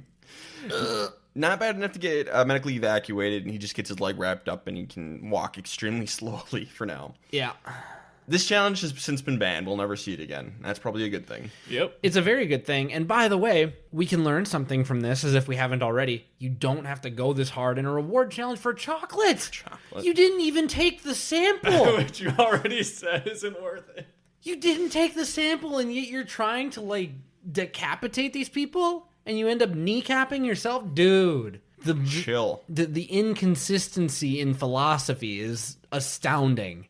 So immunity challenge, it's the one where everyone's blindfolded and they get sent out, and one person's the caller. And obviously James has got to be the caller for the heroes now. He does a really good job, though. He loses his voice 100% by the end of it, and it's really awkward, because at the beginning he's like really loud, really booming, and at the end he's like, JT, come back! It's probably the most James has ever spoken in his life. What always cracks me up is Jerry was the caller for the villains. She's been the caller in these challenges a few times, and she's always really bad at it, I feel like. Maybe I'm wrong. I'd have to go back and check the tape, but I feel like she's lost bad a at couple communicating, of times. I guess. But the villains end up coming back on the puzzle and winning. Whoa. We haven't seen this happen before. Yeah. Control-C, Control-V. Boston Rob's good at puzzles.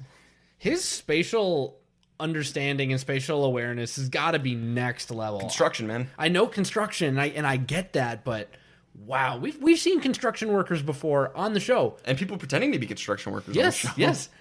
Nobody is as good as Boston Rob is at puzzles. I think he is the best puzzle player that I've ever seen. Yeah, I think he's definitely like across the board. Maybe there's like a slide puzzle. Maybe somebody's better at a slide puzzle. Sure, yeah, if you get down into nuance, but like if you're building out a spider graph and you're saying like puzzle solving ability, like Rob is the bar. Yeah, and I don't think anyone has ever passed him that I've seen. I think there's people who are close with what we've seen, but yeah, I think Rob is number one. Okay. So, here's going back to Trouble Council. Candace, JT, and Tom, they all want James out because, he messed up his leg. But JT's like, I don't want to do anything shady. Nobody trusts me. I need to, play it cool. And then Rupert, Amanda, and James, they all want Tom out because Tom was louder in the challenge and was distracting in the challenge, I guess. More so than Colby, anyway. Wow, great reason.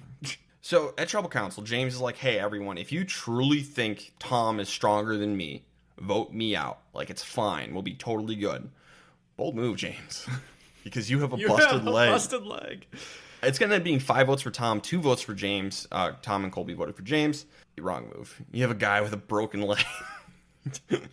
I mean, do they know how severe it is? Or, is it more just he'll be fine in a couple of days? Unclear. They kept saying, the doctor's like, we have no idea what's wrong with your leg.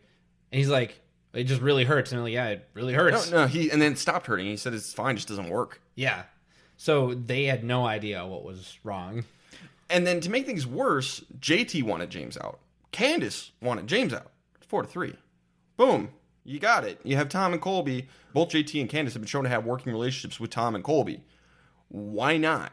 That's 4. You get rid of James, who's got a broken leg, basically. He's connected to Courtney, Amanda, and Parvati. Help me out here, guys. Can't help you. So I know you just said that logic with the connection being a good reason for JT to send an Amanda home, for example, because she has the connections, or send James home because he's got connections with Amanda and Parvati. I thought that was why JT decided to go with James and Amanda, because he looks across the aisle and he's like, okay, at least they have the Parvati inroads. That might be my only way in. I'm not going to go with them. So I get where he was going. I'm not totally upset, honestly, with him making this move. But he also got rid of one of the winners. That is, it's so hard. If I was JT in this situation, I honestly don't know what way I would go in the moment. Because if you think the heroes are going to get absolutely slaughtered going into the merge, you want to keep with Amanda and James because at least they have Parvati on the other side. I get that. But if you want to have the best chance to win, you need to try to go to the end with Tom. What do? He was just thinking long game and tried to stick with what he considered to be a better number. I'm going to have to just side with JT for once and say, I'm going to trust you because this is a really hard decision, and I'm glad that I did not have to make it. It's just really, really weird for me. I think that they should be playing as well for a swap, just because that's what you typically see in all returner season like this. So, which should be coming soon. Except we're not getting one. You would think. I know, but you still got to think that way. Just like, oh, like this could be happening. So maybe you can vote for some way with that intention. But I don't know if that would change anything. I think that you would still want to just take out James anyways. But I don't know. Derek, best player? I said that I don't feel good about it. I don't feel good about my best player or my worst player this episode. I said best was Amanda because somehow she convinced JT to go her way, even though JT had a heck of a conundrum on his hands. I don't think that James did any of that for himself, and we didn't get to see enough of the villains for me to really pick someone from that tribe. Oh, well, I'm picking Russell Hantz. He found an idol, and he made an alliance with Coach. He started at the bottom, and he's making moves to drag himself up. We didn't get to see any of that paid off. That could just be lip service. That's why I didn't want He found an idol. He found an idol that painted a huge target on his back. Last episode. Now he has it. Remember, it's best player of the episode. Where he started at the beginning of the episode to where he is now. He has an idol and a potential alliance with Fine, Coach. we have absolutely no proof that his position has changed at all, other than the fact that he has an idol. We have proof his position has improved. Not in terms like of numbers, like he's still last, but he's higher than he was. Past Josh agrees with Ryan. That's fine. And so does current Josh. That's fine. That's fine. How about worst player? I said James. He played too hard in a reward challenge and got hurt. That was a freak accident, I think. He got knocked over. It's a freak accident that he entirely brought upon himself. If you're playing on the edge of a bridge and you fall off... It's not like you got to play in the challenge. He didn't even want the reward. If you go back and watch the tape, it's kind of a freak accident. It's not James going too hard. It's just him getting knocked over. Yes, because he was going too hard. He was trying to rebound hella hard, and he went too hard in a reward challenge that he wasn't interested in winning. It was really stupid, and it is 100% the reason that he is not long for this world. I don't think you can put that one on James. My worst player is JT. He's extremely untrustworthy. No one trusts him at all. For what he did last episode. Yes, but like even in when he came back from tribal to try and like repair bridges. Said all the right words. Yeah. Did all the right things. With the wrong tone, apparently. And then voted with the people that he betrayed last time to try and rebuild that trust. Which he shouldn't have. Oh, okay. Took out Tom instead of James, which is a terrible move. So my worst player is JT. Neutral at best. False. So past Josh gave JT an honorable mention for being the worst, but I did end up giving it to James. Okay. So sorry, Ryan. All right. Do not apologize. Thanks, Josh, for the apology. I appreciate it. You got an honorable mention from past Josh. I appreciate it. Sad time for Tom. I'm sad Tom. I was so sad when Tom got voted out. I want more of Tom. Honestly, I do. I get why he probably shouldn't even, but... So there's a couple things with Tom. I believe he stated he doesn't want to play again because he didn't have a good time on Heroes vs. Villains. And I think he's been sick. 9/11 responder. No, I get it. So I don't think he's been healthy. I know they contacted him, I believe, for 40. I don't know anything else about that, but yeah, he has said he didn't want to play again. He said there shouldn't be any more All-Star seasons because they're not as good. And after postseason 20, I was fully on Team Tom. Like, All-Star seasons suck. I like All-Star seasons. Well, now we've had 2 good ones. We're 2 out of 5. So I was so sad to see Tom leave. Yeah. I was so sad. Easily my favorite person of the season. I got it, but he was in like the minority group on that tribe and was still like the one capturing my heart. Bummer. Episode 6, Banana Etiquette. No one likes or trusts Candace. She's next. Candace, maybe you should have flipped and gone with Colby and Tom. Yeah, maybe Candace should have been the worst of last episode. I don't know. Both tribes are going to go to Tribal Council tonight, so they're going to be competing for individual immunity, and then the winners from each tribe are going to get to compete for a feast. So it's going to be Candace for the heroes. She saved herself. She was going home, if not. And then Rob wins for the villains. He also had been going home, so they both saved themselves. Changed the course of Survivor history with this challenge. Rob's going to win the reward, though. So basically what that means, the villains are going to Tribal Council first, vote somebody out, then they're going to get to feast and watch the heroes Tribal Council. The villain's plan is to vote for Parvati and try and trick Russell into playing his idol. So Rob goes up to Russell and be like, hey, did you find that idol? You should. You're gonna need it. And this makes Russell realize, like, oh, they're just trying to trick me into playing it. They're not actually targeting me. If you're gonna vote someone out who has an idol, and you know it, don't tell them to play their idol. Yeah, that's not a great move. That means you're not targeting them, and you're just trying to trick them into flushing the idol. That's what that means. We saw Ricard do it. We're going to see it again. Yes. Many times. Yes. So this is a big thing. If someone tells you that to play your idol, don't play your idol. Now I'm going to tell someone to play their idol if I'm on Survivor. Yeah. Reverse psychology. Oh my God. You're so many layers deep because you know that they know that you know that it's a bad and then they're going to move. actually play it and I'm going to be screwed. And then they vote you out. The beautiful thing, though, about this particular situation is that it shouldn't matter. Yeah. Like, I understand you don't want to do it. It's not necessarily a good idea. But I think that Rob might have actually been going for reverse psychology and tricking Russell into playing his idol for Parvati. And then Russell goes home because Rob wants Russell gone more than anybody now at this point. I think you're giving Rob too much credit. Maybe. It shouldn't matter. Well, it really shouldn't matter. Here, now they're going to change their plan. Rob was like, wait a second. We have the numbers. We can do a 3-3-3 split. It's all of us versus Russell, Parvati, and Danielle. We can split the votes. Great. Easy. Plan voodoo. Excellent. We love it. Russell goes to Tyson and says, hey, I'm going to vote for Parvati tonight. I want to save her. I know I can't do it. She's gone. I got to do what's best for my game. I'm going to vote for Parvati. And changes the course of Survivor history. Tyson really wants Parvati to go too. He'd rather see Parvati go. So he's like, oh, okay. I'm supposed to vote for Russell, but I'll vote for Parvati. Whatever. Tyson, why? Tyson, why? Oh, God. We're going to come back to this. We got to go over to the heroes. Tyson, why? Colby tells the heroes he knows he's going home, and they shall just chill, not talk much of tribal council, don't give the villains any more information, and we'll just have a chill day. And Colby goes home, because Colby doesn't really want to be there. He's not having any fun. Yeah. And he's doing the hero's gonna hero, like, I still want you guys to win, so, like, let's just not give him anything. But the hero's like, maybe we should get rid of James instead, because, you know, he's got a broken leg. Maybe. Probably. Why didn't you do this last time?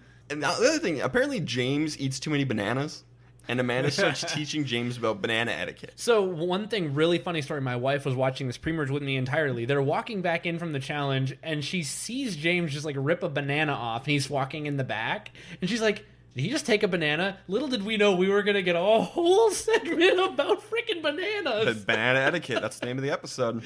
And she's like, okay, so if you wanted to go banana, you need to at least ask everyone else if they would like a banana, and then get them a banana as well. So it's not as bad if you're eating tons of bananas, because everyone's eating bananas together. Are you kidding me? Banana etiquette? And then, why do people care about freaking bananas? I'm hungry. Then they also have James and JT do a race, just see how James does. Hey, Ryan, you want to have a foot race? Yeah, right. And, you know, James, considering, does pretty well. I remember that. Like, he's a little slow, but he can run. And it's a really fun moment. Yeah, it's very funny. And the scene ends, they're like, okay, that's something, James. And then James goes, hey, JT, would you like a banana? Would you like a banana? I audibly laughed at that. It was so the comedic timing was perfect. James has been miserable this entire season. He's pretty good in this last episode. Yes. Tribal Council. One of the most infamous tribal councils of all time. Russell gives Parvati his idol. A huge move. Parvati plays the idol because Tyson switched his vote like a moron. It's going to be 4 votes for Parvati, only 2 votes for Russell. 3 votes for Tyson. Tyson basically voted himself out of the game. Everyone did this correctly except for Tyson. Russell should have gone home here, but Tyson screwed it up so badly. It actually makes my head hurt a little bit. Now, is this more a bad move by Tyson or a good move by Russell? A bad move by Tyson. Yeah. Because, like, you don't need Parvati out today that badly. Not nearly that badly. Just keep your alliance as powerful as it can be, and Parvati's probably not going to find an idol, and if she does, you can still fall back on Danielle again. You've got options. There was literally no benefit for him to go behind the back of the other 5 who needed every vote to go right for there to be a 100% hit rate. Like, this was an unmissable target if everyone just did their part and Tyson just decided to go free solo and fall off the cliff. And I'd be less upset about it if it just tanked his game, but it's going to take his alliance's game too. He takes a lot of people down with him by accident. Oh, God, it's so painful. But, yeah, this is that Russell should have gone home here, and Tyson screwed himself so bad. Yeah, this sucks. I wrote down, Tyson is a sucker, not a good player. I mean, fair enough. At this point, yeah, he hasn't really backed it up with much. No, I mean, because he didn't do really that great at token chains. No, he's got amazing confessionals. He's good in the challenges, and that's about all we've seen from him so far. Yeah, we'll see what happens with Tyson. Heroes Tribal Council, a little bit of a letdown comparatively. I kind of wish they were in the other order. It's going to be 5 votes for James, 1 vote for Colby. Honestly, probably should have been Colby. James can run. and you trust him more than you trust Colby. So why not vote out Colby? And it's just like, whatever, man. The edit made no sense. The edit told everyone that Colby was going home because they did the whole, like, look at Colby just in the water, doesn't even care. Look at James, he's out here. He can run. They were like, he's fighting for his opportunity to stay. He wants it so badly. And they just completely ignored that. And they voted out James. You know, it makes a little more sense for like a JT and Candace, but like Rupert and Amanda, why did you switch? That makes no sense. Especially for Amanda. Her closest relationship in this game is James. I actually disagree with you very much. So last episode, and what you said about Amanda's right. I'm saying what you're saying about JT. Like Candace, fine, but for JT, you just committed to taking out Tom last episode. Finish it. Finish the fight. Sure. Take out Colby, and at least you have now committed to Rupert, Amanda, and James. Sure. No. I get what you're saying. Sure. I'm just saying it's more understandable for JT than it is for Rupert and Amanda. And that much I absolutely agree with. I don't... nothing about this vote makes sense to me given who was left on this tribe. It should have been Colby. It should have been Colby. There's not really much else to say. One really funny moment is, Jeff tells like all the all right, they're gonna vote. You guys got to get out of here. So stop eating your food. And James goes, just the Nelson laugh out of nowhere. I don't know. I always love that. I think of that a lot. All right. So best and worst players. 2 people went home this episode. We're allowed to give out 2. In fact, we should give out 2 because there's 2 tribal councils. So I'm expecting it from both of you this time. I did not. So oh, damn it, Josh. All right. I didn't know the rules. So my 2 best players, I have Russell Hantz. He figured out Rob's plan. He tricked Tyson. I'll give him credit for it. He played the idol for Parvati, and he knocked Tyson out of the game. My second one is Candace. She won immunity. She saved herself. She took out James, which is good for her because James is not like her. So I think it's fine to take out James for Candace. She's in a decent spot now. Within that tribe. That tribe. So Candace really improved her, because she was gone, and then I think she really improved her spot in the game. So Russell and Candace are my 2 best. That's exactly what I had. So no fights, no arguments, exactly what I had. My one and only person that I had was Candace. So I'll obviously stick with her, and then I'll agree with you guys on Russell. I would say that Russell was the best of the best. Sure, I would say Russell. I can't explain my thinking. Pass Josh. Pass Josh. Candace. Pass Josh, you're getting half credit. And my worst players, it's Rupert and Amanda for voting out James. I had JT because I feel like he just undid what he had committed to last episode. So JT was my first worst, just because I don't understand why you don't just finish it and at least keep James around. My other one, I had Colby because he just goated himself. He gave up. He rolled over. He survived, but it's not really by anything of his doing. So, but thinking about it more, I do think I am more upset with like an Amanda or a Rupert. I'll say Amanda because I think it's a bigger loss for her. So I'm going to switch that and not even give a chance to Josh to break this tie, even though he has a worse player, and I'm going to switch to Amanda. So are your 2 then are... JT and Amanda. JT and Amanda. I guess the one defense of JT is, yes, he kind of undid what he did last time, but he did it as a group. So it's not like he pissed anybody off doing it. But it's like the worst of both worlds. I'd rather have Tom than Colby left over. Sure. Everything about this for is him, it was like a stupid. 2-part episode for him between the last episode and this one. So I'm just really irritated at JT. Like, he's playing differently. He's playing like a moron. So anyway... Okay, so Amanda's locked in. Amanda's locked in. So you get to decide between Rupert and JT, Josh. Well, mine, I kind of took this as a joke because I put Tyson, LOL. So I just thought that was so bad that he deserved it. If we could, dishonorable mention to Tyson, but he's not eligible for the award. Otherwise, we would 100% give it to him. He deserves it. I didn't have anyone else written down, so who'd you say it was? I said Rupert. And you said? I had JT. I like the JT pick a little bit more just because it just is making less and less sense. So, yeah. Now, before we move on from this, I just want to make an announcement that I think that Tyson's move might be the worst of all time up to this point for me. I'm not sure if I dislike it more or less. I think I'll give it second, actually, because James had every reason in the world to play one of his 2 idols on China, and he went home with both in his pocket. I've gone on record in saying that Eric Reichenbach's move was not that bad if he's trying to win the game. Tyson, this was extra stupid. And I think it's worse than James, personally. I would not fault anyone for coming back and saying that. I really wouldn't. It's a toss-up between Tyson and then Colby back in Australia. With telling Tina to win or telling them to vote for Tina. Those are my two worst moves in Survivor history. And the only reason I'm like hesitant about it is because Colby, I don't think he wanted to win. I don't think he cared. I don't think that was his goal. So I'm like, okay, it's not his goal. It's not, it's a dumb move, but like he wasn't trying to do a good move.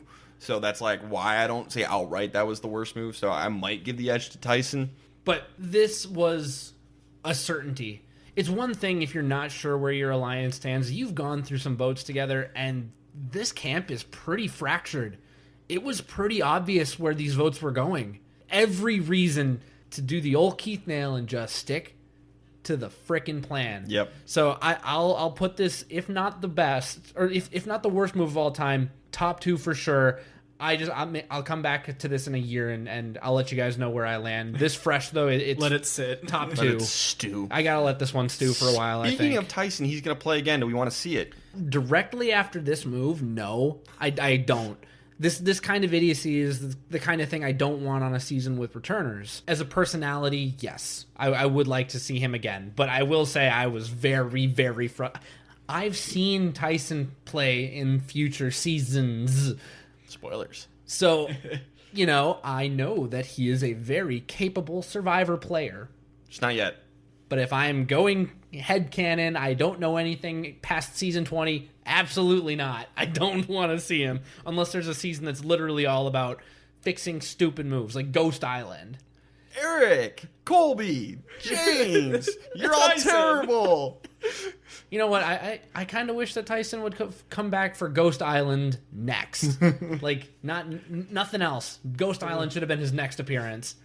How about you, Josh? Do you want to see Tyson come back? I feel like I'm really close to the same as Derek there, where it's just like, I'm not going to complain that he's back, but I probably don't need it. Like, I feel like at this point, in this moment, we had him twice in 3 seasons, and it was a very similar play from him each time. Yeah, I'm kind of with you guys. I would be definitely okay having it back if it was like a theme season, like, Redemption Island, but, not terrible. Redemption Island returners, it's all people who just had something stupid happen to them or they did something stupid. Okay, perfect. So I guess it would depend on, like, the casting direction the show was going with. I was about to say second chances, but... We're on thirds. Episode 7, I'm Not a Good Villain. Russell, Parvati, and Danielle, they all go to work on Jerry and Coach because they need we're down to 8 at this point, so they need 2 more people to flip. Jerry's going to commit to this because she is so wowed by Russell and what he did, I think. I mean, maybe she wants a little bit of revenge on Boston Rob from their time in All-Stars with the whole Lex Amber thing. So Jerry's going to commit to this, and Coach is very pissed off about the whole situation because he doesn't want to get rid of either of them. He wants Courtney out next. He wants to keep the Warriors together. Keep the Warriors together. And to try and frame this both directions, Ryan, I don't know where you fall on Jerry's decision to kind of go this way. It's terrible. I like it. Oh my god. I like that Jerry is going this direction because if you're on a tribe of villains and you're the most likable one, that's a pretty easy way for her to win. And if she sees that like Parvati is super unpopular going into a potential merge with anyone who's going to be on the jury, and you see that Russell is playing very heavy-handed and people don't really like him, why would you want to let Boston Rob absolutely steamroll his way to the end? Oh, I'm not saying let Boston Rob get to the end, but the problem is she and Parvati don't like each other. I do not mind Jerry's decision to jump ship now that there is a chance to dethrone Rob and Rob's alliance. I actually quite like this move for Jerry. So I just want to frame that now at the beginning of this episode. I thought long and hard about it, and I'm okay with it. So I actually have something really relevant written down for this. It is early season players, ... aren't good. And then in parentheses, I wrote Kobe, Jerry. Yeah. So if you want my views on it, I'm going to go ahead and say that this would not have been a good move. So who has Jerry played with before? Colby. They don't get along, as far as we know. Rob. They get along. We've seen it. There's no reason to turn on Rob here besides petty revenge, and that's stupid. Also, her other closest lines, Coach. Coach doesn't want to flip. Maybe don't. So this is a terrible move for Jerry. Heroes are going to win a reward. They get an idle clue. They agree to look for it together and use it all together to get rid of those darn villains. It's a very hero move. Hero's gonna hero. Yeah. They're not going to do that, but, I mean, I think 4 of them wanted to Four of them wanted to do that, but we'll get into that next episode because we're done with the heroes for this one. Yep. Courtney is kind of the main reason they end up losing the immunity challenge and the heroes win. Courtney's not good at the challenge. So basically it's Rob versus Russell, and one of them is going. They cannot keep both of these people in the game. And they both know it, too. This town ain't big enough for the both of us. At first, Russell is talking to Rob, Sandra, and Courtney, and it's great because it would first be just see Russell and Rob talking on the beach. And Russell's like, I think we should get rid of the weakest players, Courtney and Sandra. Camera pans out. He's talking to Rob, Courtney, and Sandra. He says that right to their faces, and Rob just loses it laughing. He's like, that's a new one. I don't know that we should be talking about that in front of the people that you want to send home. And then Russell's like, you'd be surprised. It's really effective sometimes. Damn. Well, and these guys have not seen him play yet. Yep. So like this is kind of like the first just exposure that's just like, oh, so this is how you play. Devil you know, devil you don't know. Russell is showing his true colors. You don't want to play with You don't it. know how much worse it could possibly get. It's bad. Oh God, Russell needs to they need to get rid of Russell. And they know it now. A little late, but, thanks to Tyson. Russell ends up changing his mind. He's like, we should just get rid of Rob. That'll be hilarious. We don't need Rob. And Rob wants Russell. So, and the coach is like, guys, stop fighting. We should vote out Courtney. Warriors. Why can't we all just get along? Tribal council. 4 votes for Rob, 3 votes for Russell, 1 vote for Courtney. And then as Rob's getting up, coach tries to hug him. Rob goes, you're a little man. Yep. Yeah, I remember that. Oh, sad coach's sass. And you could tell that Rob was heartbroken about this whole thing too, because he's like, I shouldn't be going. You know that he is just like stewing about Tyson's idiocy. And well, he gets to go on the pre-jury trip with Tyson, and guess who he's gonna razz the entire time? Deservedly so. And I mean, Tyson also, razzed himself on his way. He's like, well, I was a victim of my own stupidity. So I think that was funny. And Rob is a victim of your own stupidity. Yeah. Tyson blew up his own game and Rob's. So not really Rob's fault he's going. This is other people being stupid. And coach's game, and we'll just be able to go down the line. Yep. Good job, Tyson. So this is the wrong move. Jerry should not have flipped. It should have been Russell or Parvati. I don't agree. I really don't. I think that at this point, if you're Jerry and you think you're still going to go into a merge with numbers, you want to be with people that you are able to beat at the end. And I think that she knows she can't beat Boston Rob at the end, and no one had any interest in voting him out. And coach would have never voted him out. There's time for that. You're thinking way too far ahead. There's plenty of people who will end up being down to vote out Boston Rob if you just talk about the polls. 100%. You're thinking about day 39, and we're not even merged yet, dude. Like, you could almost get a unanimous vote at one point to get Rob out post-merge. If you get Rob to the merge, he will probably be the biggest target, like the focal point everyone wants out at the merge. Can he survive that? Maybe. So you can always do it, but I don't think so. I just think that that's one of those situations where you don't want to let Rob sniff it. Meat shield, dude. So that's a good reason to have him around, right? Yes. Why? Because you have a past relationship with him. Because like all the heroes will get taken out one by one. Because Maybe. Rob is old school Survivor like that. Maybe he gets swayed on 1 or 2. But well, here's the thing. He's got connections over there. He's got Rupert, and they were very close when they played. yeah, yep, close enough. And I think they were on a good working relationship for most of the time. I don't think this is a bad move for Jerry. I really don't. I think the edit plays it up as like Parvati and definitely Russell are like the villains, and like the villain tribe is broken into its own separate heroes and villains. But I don't hate this move for Jerry. How does it feel to be wrong? It feels like Jerry's still in the game and Rob goes out. Yeah, I mean, you can survive been into in the the next game no matter round by what. making a bad move. She would have been in it either way, and she would have been in a better position the other way. I think we would have to really play out that thought experiment to see where it would go. I don't hate the move for Jerry. I don't. Now she's aligned with a complete crazy wild card and a girl she does not like. And now coach is pissed. Worked out for Natalie. Okay, but yeah, Jerry's not the day one alliance person. That's Parvati and Danielle. Jerry's more of the DeChambeau. You guys can chalk this up to Jerry is Shambo. You guys can chalk this up to Derek's one trash take of the day. Oh, you think you only have one trash take of the day? I might have other bad ones, but There'll be more to come. There'll be more to This come. is the one. This trash is one. this is a patented terrible Derek take. Yeah. And you know what? I own it. It's mine. Good for you. Good for you. All right, Derek, who do you got for best player of the episode? I still have Jerry? it. It's not Jerry. I still say that it's Russell. He had the most to lose, and by successfully being able to swing Jerry and by halfway extension nullifying coach's vote to get what he wanted to get Rob out, I have to give it to Russell. I'm giving it to Parvati.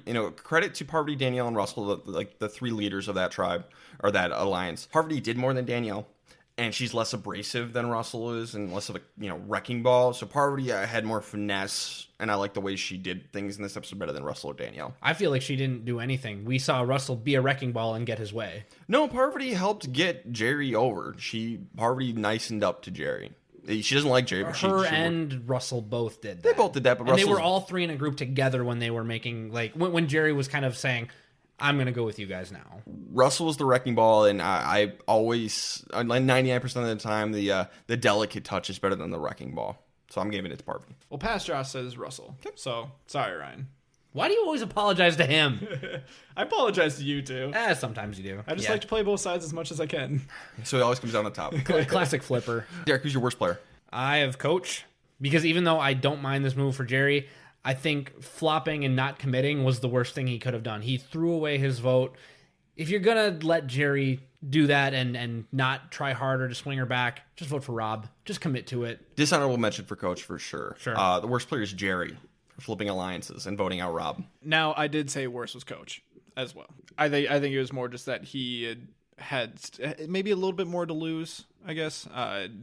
But He does, because he values loyalty, and he didn't try to fight for Boston Rob, who was really, really loyal, if he nothing else. did kind of try to fight for Boston Rob. He did fight for him and then ultimately didn't vote for him, but you could have given a tiebreaker chance for Rob to stay, but instead he was just like, no, I'm just going to...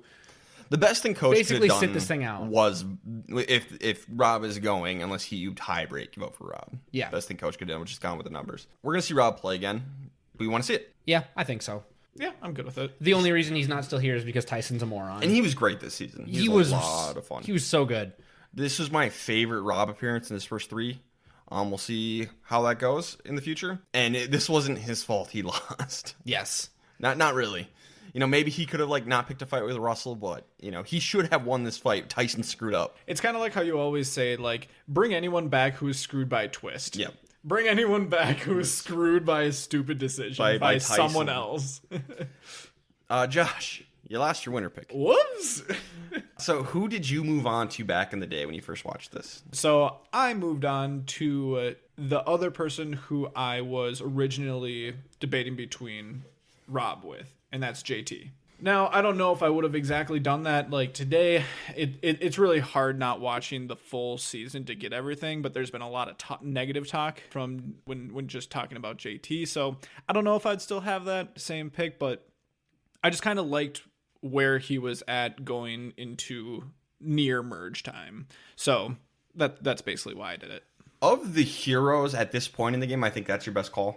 Well, and I actually wrote down who I narrowed it down to. So I narrowed it down to JT and Russell. And I specifically said that I don't think a villain can win. I'm not sure why, but it just seems like the type of thing where maybe they'd rub too many people the wrong way, not be able to get the social vote. But that was my reasoning between not going with Russell and instead going with JT.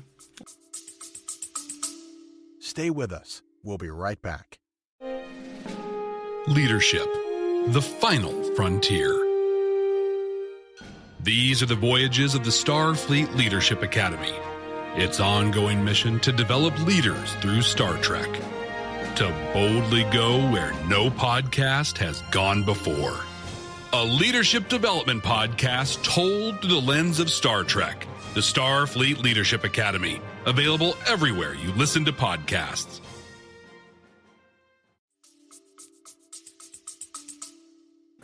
Episode 8, Expectations. JT goes off to find the idol, and he does. And Amanda immediately walks up on him. He plays it cool. He's like, oh, I found it. Weren't you all going to go look together for it? And Candace, JT ends up telling her, be like, we got the idol.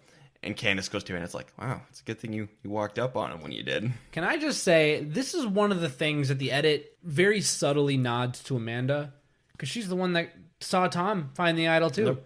It's funny how Amanda's always right there. This is why I love Suri. I still think Amanda is the best to never win, because she's always right there. She's always in the right place. She's always in the right alliance. She's always making the right social inroads, and somehow everything seems to break her way.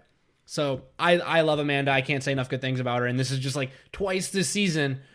Where was everybody else? Off not playing Survivor. I love Amanda. Yeah, we haven't seen a ton from her this season. She's been very quiet. Yeah, we haven't had much of an opportunity to see a lot from her, but that's kind of how I like my pre-merge players quiet too. on So most of her seasons up until this point. yeah. Yeah, I guess she usually comes to life more in the post-merge. Yes, she does. I love Amanda, unabashedly. That's because she looks like your wife.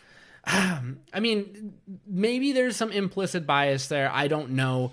But just the way that she plays the game is how I wish that I could play the game and then do an amazing final tribal council. And and I was telling this to Derek. The first time I ever met his wife, this is before they were married, back in college, I for a second I thought she was Amanda. I'm like, what's Amanda doing here? She's not in college. She's older. She's a little bit older. So the first time I met Sarah, your wife, I'm like, is that Amanda? I can see it. I can. Especially when Amanda had those bangs in Micronesia. Yep. Sarah used to have like those exact bangs. Yep. It really threw me off. So I always thought that was funny. Reward challenge. The villains think it's the merge, and they tear down all their shelter and bring all their rewards with. And Jeff's like, everyone, drop your expectations. Get wrecked, villains. Psych. It really pulled out the Rocky Horror Picture Show Anticipation. Tim Curry. Let's get Frankenfurter on Survivor. We're not going to do a merge. We're going to do coconut bowling. Derek is very happy. I was like, okay, we're just recycling challenges because we're like in the same location. But I'm so happy to see this again. This last time, no more coconut bowling. It was 2 and done. Come on. Bring it back for 42. So for whatever reason, Coach is like, all right, Courtney and Sandra, you two are going to sit out, which means they have to compete in the immunity challenge. Sandra and Courtney are famously terrible at challenges. There's like almost nothing. I mean, Sandra's decent at puzzles, but they're like terrible at everything. There's an ongoing joke about Sandra in the sit-out bench. Yep. Do you remember how happy Courtney was when she won an individual immunity challenge in China? She was like, wait, what? I won? I won? Granted, that was on one where you just had to sit on a barrel. Yeah, you and literally had to sit there. Your job was to not be massive. Yep. And like, she won. Congratulations. You could put every single survivor all in history and put them all in that challenge, and guess what? Courtney wins. So, whatever reason, Coach has Sandra and Courtney sit out for coconut bowling. Okay. Just so they can win. What was it? It was pizza. It was pizza, and Survivor Pizza sucks. The coach really wanted that pizza. And guess what? The heroes win. Well. Well, at this point, the heroes are convinced there's a women's alliance happening on the villains tribe. This is bad. Well, Randy, Tyson, Rob, all gone. They don't know how or why. Parvati is on that tribe. Sometimes, where have I seen this? Yeah, the most obvious thing. They do get a little bit obsessed with it, but I can't blame them for thinking it. Why would they vote out Boston Rob? Unless there's a women's alliance. They don't know Russell. Like, I get the line of thinking, but on a season where this is supposed to be elevated Survivor play, I think it's really stupid to look across an aisle and make a vocal assumption. Sure. Now, how about this? I'm okay with it if you go back to camp and you say, guys, we need to plan for the villains having an all-women's alliance. Look what's happening over there. I want to stop short of Rupert going, oh, Jeff, look at that women's alliance. I don't know what that was. That was closer to Marge's sisters. Patty and Thelma, or Selma. That's quite the women's alliance over there. No. Homie. So the villains get back to camp. Jerry's pissed about this whole thing, and she's really venting loudly about it. Well, Sandra's right there. She's like, I'm right here. They get into a big fight about it. It's really stupid. And Coach is like, wait, are you blaming this all on me? Yeah. It's her fault. Yeah, I mean, you made the decision. So Russell sees Coach and Courtney just talking, and it should be noted, they know each other in real life because Coach and Steven Fishback are friends. Fishback is dating Courtney. Should be noted. There we go. All right. So they see them talking. Sandra and Russell talk, and Sandra's like, yeah, Coach is over there, and Russell sees Coach and Courtney talking. Yeah, Coach is over there. He wants to take you out, Russell. He regrets his decision to let you take out Boston Rob. He's plotting against you right now. Sandra plants a Russell seed in Russell's head. Little does she know what she just did. And Changes the course of Survivor history. again, and Russell's going to lose it. So now Russell and Parvati, they want to take out Coach. And part of their plan, they want to make the heroes think that all women's alliance is real, just so they can maybe gather more information from them come merge time. Yeah. Okay. I really like the long play. Thinking 3 steps ahead. And this is why it's so darn stupid for Rupert to be like, that all women's alliance. That all women's alliance. Boston Jeff. Rob. I don't know. I lost it. I had it and I lost it. Heroes win immunity because, Sandra and Courtney had to compete. But hey, you almost got that pizza. Why didn't they put them together? I don't know. They could have just sacrificed a point. They basically did like full body contact, like sack races through the mud. And they put like Sandra with like Russell, and they put Courtney with Parvati or just, something. Just throw 1 point. Let Sandra and Courtney run it together. Yes. The villains played this so badly. So it sucks that they had to play, but you really did this all wrong.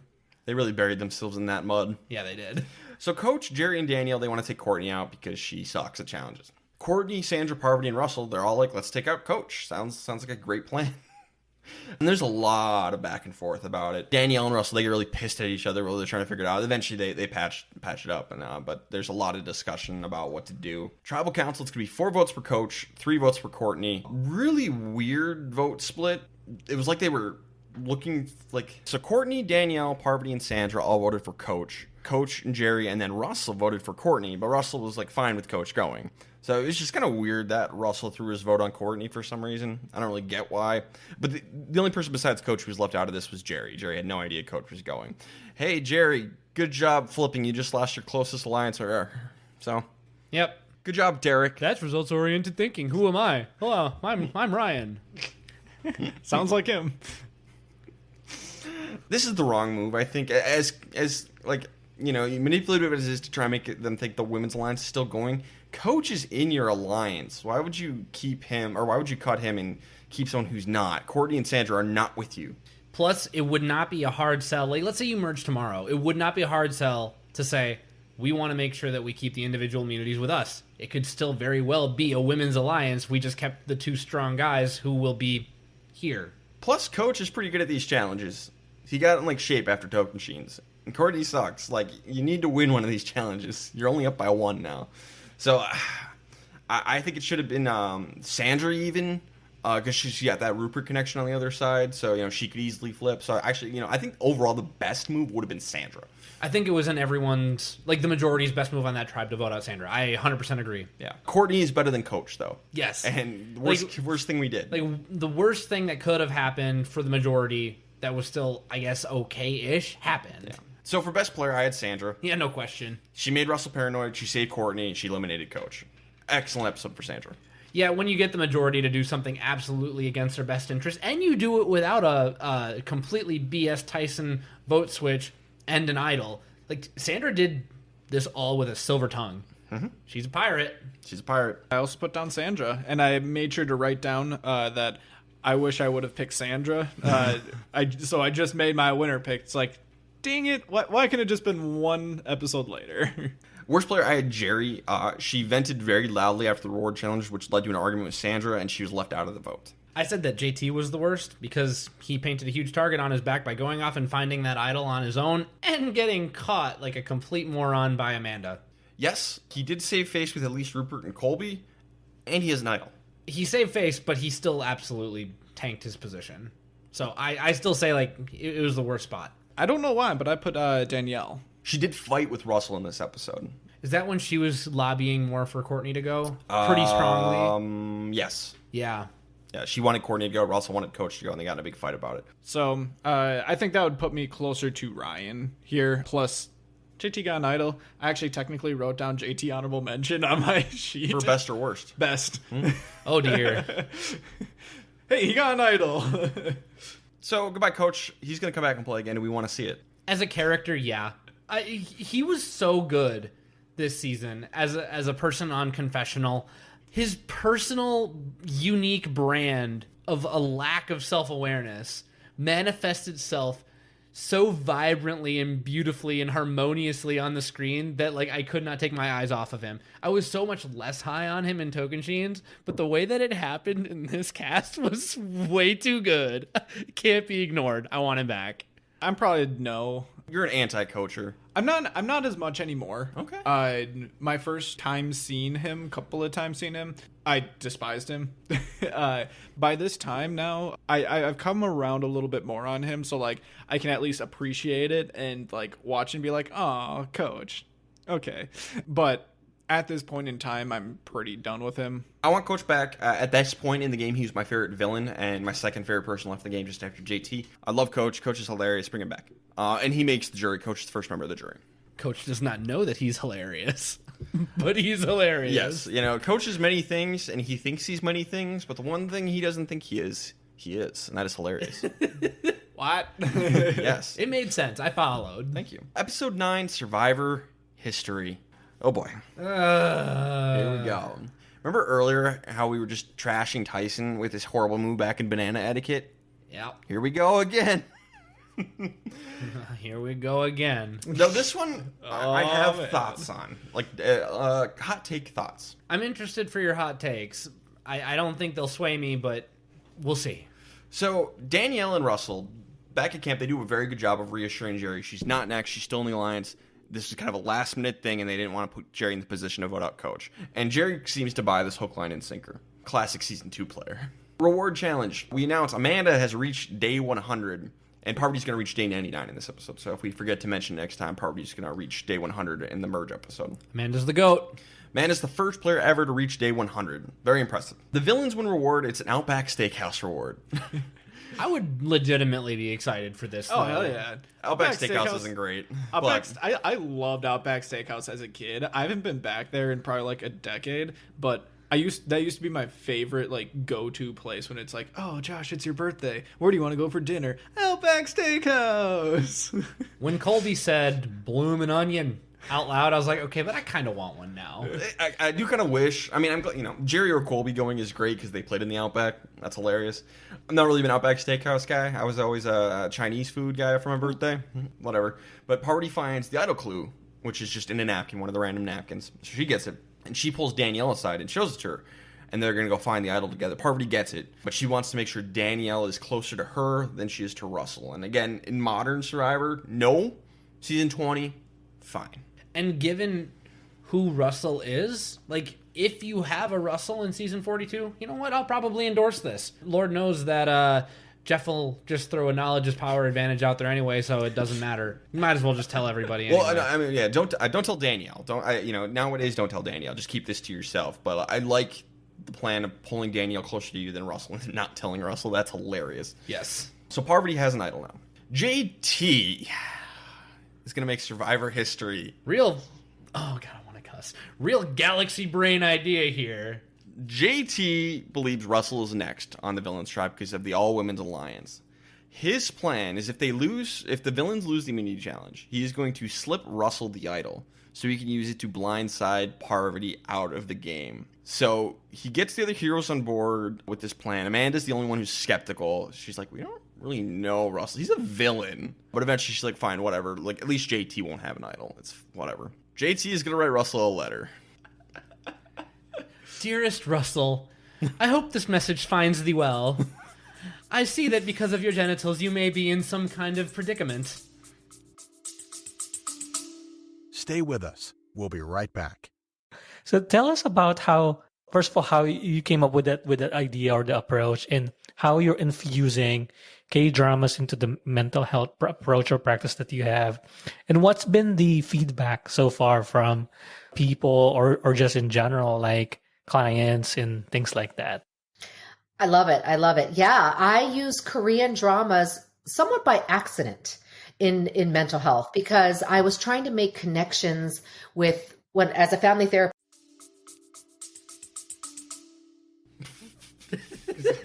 Yeah, okay, fair. I would love a dramatic reading of this letter. I have a solution for you. In my good fortune, I have come across an idol that I have... Perchance an idol. By pure chance, an idol has fallen into my lap, and it seems to be burning a hole in my pocket in the best possible way. If ever you would consider to come with us in the future, I would offer you this token of my gratitude and my appreciation ahead of time. Forever yours, James Thomas, Esquire. The third. XOXO. Your BFF, JT. He even wrote it in cursive. He wrote it like beautiful. My wife was like, "Oh my gosh, that's gorgeous handwriting." Where did he get a pen and paper? Where did he get a So pen and they paper? won their luxury items earlier, so I'm sure somebody had like a journal on it. Okay. Okay, fine. I was say because haven't they outlawed pens and papers at this point? They should honestly do luxury items more, just so we get random crap like this. Bring back the luxury items, just because like who knows what'll happen. Give them just like random stuff out there. So immunity challenge. Colby like whispers to Russell because they're alone at one point, like, "Hey, after the challenge, go to JT." And Russell's like, "Okay, Okay. Sure. I guess." Just say yes. Sure, random stranger. Do I know you? So the heroes win immunity, and JT goes over to Russell. They give each other like a little bro hug, and JT slips Russell the idol in the letter. So Russell gets back to camp. He shows Parvati, and then eventually Daniel and Jerry the idol in the letter. And Russell's just like losing it. I don't even have to find idols anymore. People give them to me. Oh. We'll talk about this in a minute. I have no words. I have nothing. Actually, screw. We'll just talk about it now. So this is widely considered one of the worst, dumbest moves in Survivor history. This is dumb. I don't think it's quite as dumb because there is some logic behind it. Like, you know, my big thing is I was like, all right, does the player have some... Survivor's a complicated game. There's a lot going on, lots of different layers. Was there logic behind the move? Yes, there was. Would I have done this? No. Would I recommend it? No. But I could see the thought process behind it, and it makes sense. So I think JT gets a little too much crap for this, but this is still a bad move. Well, and I think we're also forgetting about the second part of it. Like, not only is there a little bit of logic behind it, but he also told everyone on his tribe that he's doing it. So now he doesn't have the idol target on him anymore. There's something there. There is some logic that way to it, too. My big issue with JT right now, and for the record, I don't even know how this plays out. I have this as my third worst move in Survivor history. I do think that James is worse, and I do think that Tyson's is worse. I think that both of those are measurably worse because there's literally no logic in either of those cases. Like, there's nothing. There's absolutely zero nothing. I think Colby's is worse, too, for the record. Sure. That's fine. I also think Eric's is worse. And I don't. Because Eric is still trying to win the game, and he has absolutely no hope at that point. But we're not talking about that move. We're talking about this one. JT, I'm going to compare this to... I love football. I love North American football. I'm going to compare this to like you're in a playoff game and it is 4th and 1 and you're on your own 25-yard line and there's 6 minutes left in the game. There's a lot of game left. You've got all your timeouts. And instead of punting it to try and live to fight another day, you throw a Hail Mary and it falls incomplete and you're just giving slam dunk easy points to the other team. And by the way, it was a tie game. So like, this is so stupid. Going into a potential merge. By the way, okay, let's assume that no merge happens, because if nothing else, just assume that a merge isn't happening. Your team is absolutely steamrolling the villains right now. There's a very good chance that you guys can take a numbers lead, and you may have just given them another idol. Now, you don't know about their first one, but you gave them an idol, and now you have nothing. You just gave them a chance to tie you up in the numbers. Let's say that you do merge and you win. It is now 5 versus 5. You don't know if they have an idol or not, and you might have just given them an idol, and there's no guarantee that Russell comes with you after it's all said and done. This is a 0% win, even if there is, fine, not 0. There is a 5% win. So yes, there's some logic, which by and large makes it not as bad as those other two moves I mentioned. This is so stupid. So stupid. There's one thing you're forgetting. And that's let's say we do merge. Let's say they were right. It's all women's alliance, right? Then JT, in his mind, he's thinking, all right, we're 5-5. Amanda's flipping. She's going to go join her old friend Parvati. So I think he's trying to just knock Parvati out of the game before the merge happens. I think that's probably what his main goal is. And that makes some sense to me. It's not correct. He's got the wrong read. But I can understand where he's coming from. If it's an all-women... Let's say it is, in fact, an all-women's alliance and they do take out Parvati... The women still come into the merge with numbers. Sure. And pick off the men one by one. The only way that I think that JT wins this game, by the way, at this point, is if he makes it top 5 and then immunity wins his way to the end. I think that's the only way he can do it, and he needs to recognize that and start playing for that. But Amanda is less likely to flip, and they could at least force a tie at 5. If Parvati's over there In JT's mind, Amanda's more likely to flip. Now, inside baseball, Amanda and Parvati have had a falling out by this point, and they are no longer really on speaking terms. Like they don't get along. And maybe she shared that. Now, would they believe her? Yeah. Who knows? They shouldn't believe her, but that's where we're at. So, like I said, JT's thought process does make some sense, but overall, I think I'd rather have the idol going into the final 10 than not have the idol. I'd rather have the idol in a tried and true 5 group.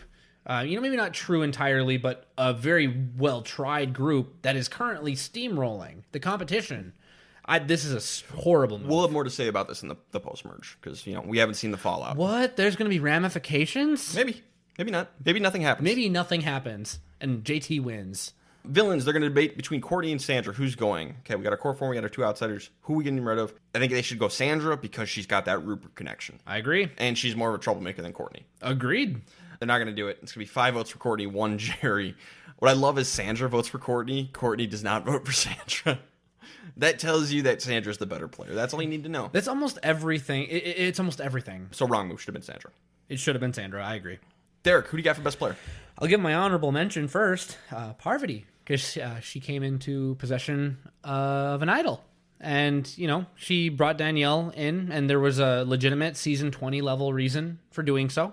I'm going to give it to Russell for also coming into possession of his own idol and playing it off really super cool until he was able to see it through. I think that those subtle things with Colby out on the platform and then the subtle reception of or receiving of the idol afterward is enough to give it to him. That's something that has not happened in Survivor history, and I don't know how much credit we can give Russell. It's more like negative credit for JT. He got the idol. He's the benefactor. I don't know. If an idol falls out of the sky and lands in your hands, do you get credit for it? They voted out Coach, which we didn't like, but obviously it served as enough proof to the heroes that he was absolutely next to go. My best is Danielle DiLorenzo. She has got a good social game going on with both Parvati and Russell. Enough to get information from both of them. She knows Parvati has an idol and about the clue. She knows Russell has an idol now. She's getting information from both of them. She knows where they both are, and she also was really good with Jerry coming back from tribal council and reassuring her, hey, everything's all good. So I gave it to Danielle. Past Josh gave it to Parvati, so we're all 3 on different pages. All right. But Parvati was Derek's honorable mention, so do you want me to try to choose between the 2 of you? Yes. Yeah. Because I'm not going to go with Derek. Yes, absolutely. Sorry, Derek. He apologized to you. Even though I'm not really sorry. Yeah, I just I'm a little bit surprised you wouldn't go with Danielle just because I feel like this is the type of play you like more. If I'm being honest, I completely forgot about the reassurance she did to build bonds with Jerry, and that would have been enough to push her over the edge because I like the reception and the chameleon play in the pre-merge a little bit more. So I'll actually just make it easy. I'll change it. I agree that it probably should have been Danielle. Huzzah. I'm a genius. Worst player's JT for giving Russell an idol. I literally just said JT, need I say more? He's got JT. really nice handwriting, though. Love JT. I'm rooting for JT. This is not great. He's my favorite person left in the game, but this is not great. All right. So that's the end of the pre-merge. We're finally here. 9 episodes in. So let's get into our new winner picks because this is the point where we talk about who we would switch to if we could, but we're not allowed to. Remember, we're all stuck. Josh has JT, as does Derek. I have Russell. Derek, would you keep JT or would you move on to someone else? I would 100% switch. JT, I think, has a very tough road ahead. If the villains win out, he's not going to make it. If the heroes win out, I think he's the least likable hero left, unfortunately. So I am going to switch to Parvati. I think she is in the strongest spot in the Villains Alliance and has her own idol moving into a post-merge. And the villains, by and large, have all the power. And especially because her idol's a little bit more hidden than Russell's. Mm-hmm. Russell has every reason to burn his first in order to save them, get the numbers, and then if Parvati's in trouble, she's able to save herself. So I have Parvati. I'd switch to Parv if I could. But you're stuck. I'm stuck. I am stuck with JT. Josh, you're in the same boat. What do you do? I'm having a little buyer's remorse here after taking JT 2 episodes ago. Man, a little Jay Byers remorse. Yep. There's a guy named Jay Byers who plays on season 24. And so whenever someone says buyer's remorse, I always think, some Jay Byers remorse. Nice. Okay. So I would probably switch. I'd probably be picking between Amanda, Sandra, Russell, Parvati, that kind of groupish area. But I think I'm just going to make it easy and go back to the person who I was debating between JT with and go to Russell here. I would jump ship on Russell because that's who I have. I think he's a little too much of a wrecking ball. I would move over to Parvati because she's more delicate. She knows where both idols are. She has one of them. I've liked Parvati's gameplay more than Russell, so I would switch to Parvati if I could, but I can't. Now, the reason why I did Russell instead of Parvati is just because I think that he'd be able to play into whatever the guys are looking for on the other side and maybe try to build some sort of alliance there. All right, let's get best and worst player of the pre-merge. Now, just a reminder, we can only give these awards out to the 10, or the people who make the merge. In this case, we have 10, so we can't count anybody who went out in the pre-merge, because believe me, we would give a worst player in the pre-merge out to one of them, I'm sure, but we can't. So, of the final 10, so my best player of the pre-merge is Parvati Shallow. She should be gone. She has no business still being in this game. Not all of this was her doing, but a good chunk of it was. She has such a good social bond with Russell that he literally played his idol on her. She's got a great connection with Danielle. She put aside her dislike of Jerry to pull her into the game. The people who didn't like her, besides Jerry, are out of the game. She's going into the merge with her villains tribe doing pretty well. You know, they're tied up with the heroes, but she's got an idol. She knows where the other one is. Plus, she's got Amanda on the other side. And Candace, both of whom she's played with before. So she's got the most connections going into the merge. Parvati Shallow is my best player of the pre-merge. So I'm going to give out 2 honorable mentions because I feel like there are several. I'm going to give one to Amanda. Even though coming into the merge, the heroes are on their back foot, she's the only one who has a legitimate tie left over to the villains tribe that might help her make inroads. And she was always in the right place and not making too much noise, which is exactly how I like a pre-merge to be played. Unfortunately, 2 idols to no idols, 5v5 is putting her in a tough spot. So can't love that. She could have maybe talked JT out of it. Second, Russell. I think Russell, by and large, with him playing his idol on Parvati and getting Tyson to completely needlessly switch his vote is almost enough to graduate him into best pre-merge. Unfortunately, I'm going to stick consistent with my historical and say it's going to be Parvati because ultimately, even though she's got such a big target, she played a very chameleon, very laid-back pre-merge and kind of let the game come to her. And I feel like that has her in a very powerful position going into the post-merge. I love to see it. Good job. Yeah, I'd go with Parvati too. There are 2 different votes where she should have been going home. For some reason, she didn't. She is still here, and she's in a great position moving forward into the post-merge. So it's mainly why, along with everything you guys said that I don't need to repeat. Worst player of the pre-merge, Final 10, I have Jerry, because I hate that she flipped on Rob. I think she tanked her game. Like, now she's like kind of put herself into the alliance, but she's not playing smart. She's playing completely on emotions. She's probably the least logical player left in the game. So Jerry is my worst player of the pre-merge. I'm going to go with Rupert. I think that he has been a blight on the heroes. And I think what really sealed his fate for me is not once, but twice at challenges shouting across the way that he knew there was an all-women's alliance, which gave the villains all the ammo they needed in order to solidify JT, gifting the best asset the heroes had left over going into a merge to the other side. Rupert did almost nothing right other than happen to be on the correct side of the alliance shifts. And I don't think that's necessarily anything that he did. So I have Rupert. My first instinct is to go with one of the 2 old schoolers, go with either Jerry or Colby. I don't think either of them really did much of anything, but it's more just the amount of bad moves by Jerry than the amount of non-existent moves by Kobe. So for actual worst player, I'm going to go with Jerry. I'm not sure if you said it, but I'm going to just kind of tack on to the top there and go with the showmance as well with Coach. Sure. I don't think you mentioned that. So that's what I'm going with her. All right, let's start wrapping things up here. Anything else you guys want to mention so far going in the merge? Any other comments? The big theme, I think, of this entire season was Clash of Egos. Yeah. That's why I don't like this season. I really like how entertaining it made everything, but I can see where it's not maybe as fun for someone like you, Ryan, to watch. I don't know why you specifically, but this tracks in my mind when you say you don't care for it. I find it exhausting. And I don't find it exhausting. I find it hilarious because, like, it's not me, and I feel like someone with a smaller ego is going to be able to sift their way to the top, or at least someone who's better at keeping their own ego in check. I don't know. I have no proof. But watching these big personalities basically clash at every corner was... I was so surprised that everyone was so high on their own supply. And honestly, except for Tom. Tom didn't really have that at all. I would say Colby. Colby was like... I think that Colby had his moments, absolutely. But I think Tom has kept it in check. I think Courtney is hilarious, and she's pretty self-aware, so she didn't ever come in with an ego at all. But, man, more than any other season that I think I've ever seen, egos got in the way. All right, Derek, weather report. Anything you want to talk about the weather report? There's nothing going on for the weather. There was really nothing to mention. I think Samoa rained as much as it could in season 19 and basically gifted them blue skies and clear waters. It tuckered itself out. Yeah. That's usually how it goes. If they film twice, like back to back in the same location, usually one's in the rainy season, one's not. I think we had that in Panama, right? Yeah. With All Stars in Panama. Where Pearl Islands is very nice, All Stars not so much. Yeah. So they'll reverse this time. Josh, you are a memorability consultant. Yes, sir. You always pick out what is the most memorable moment of the season. We're more than halfway through, but we're through the pre-merge. What would you say is the most memorable moment so far of Heroes versus Villains? Well, I got 3 finalists here. Okay. You'll have to let me know if I'm forgetting anything that you might include. But my 3 finalists are the first challenge. It starts the season off in a big, big way. Got a lot of injuries. You got some nudity. You got some double birds. It's great. The second one is Tyson's vote. Iconic.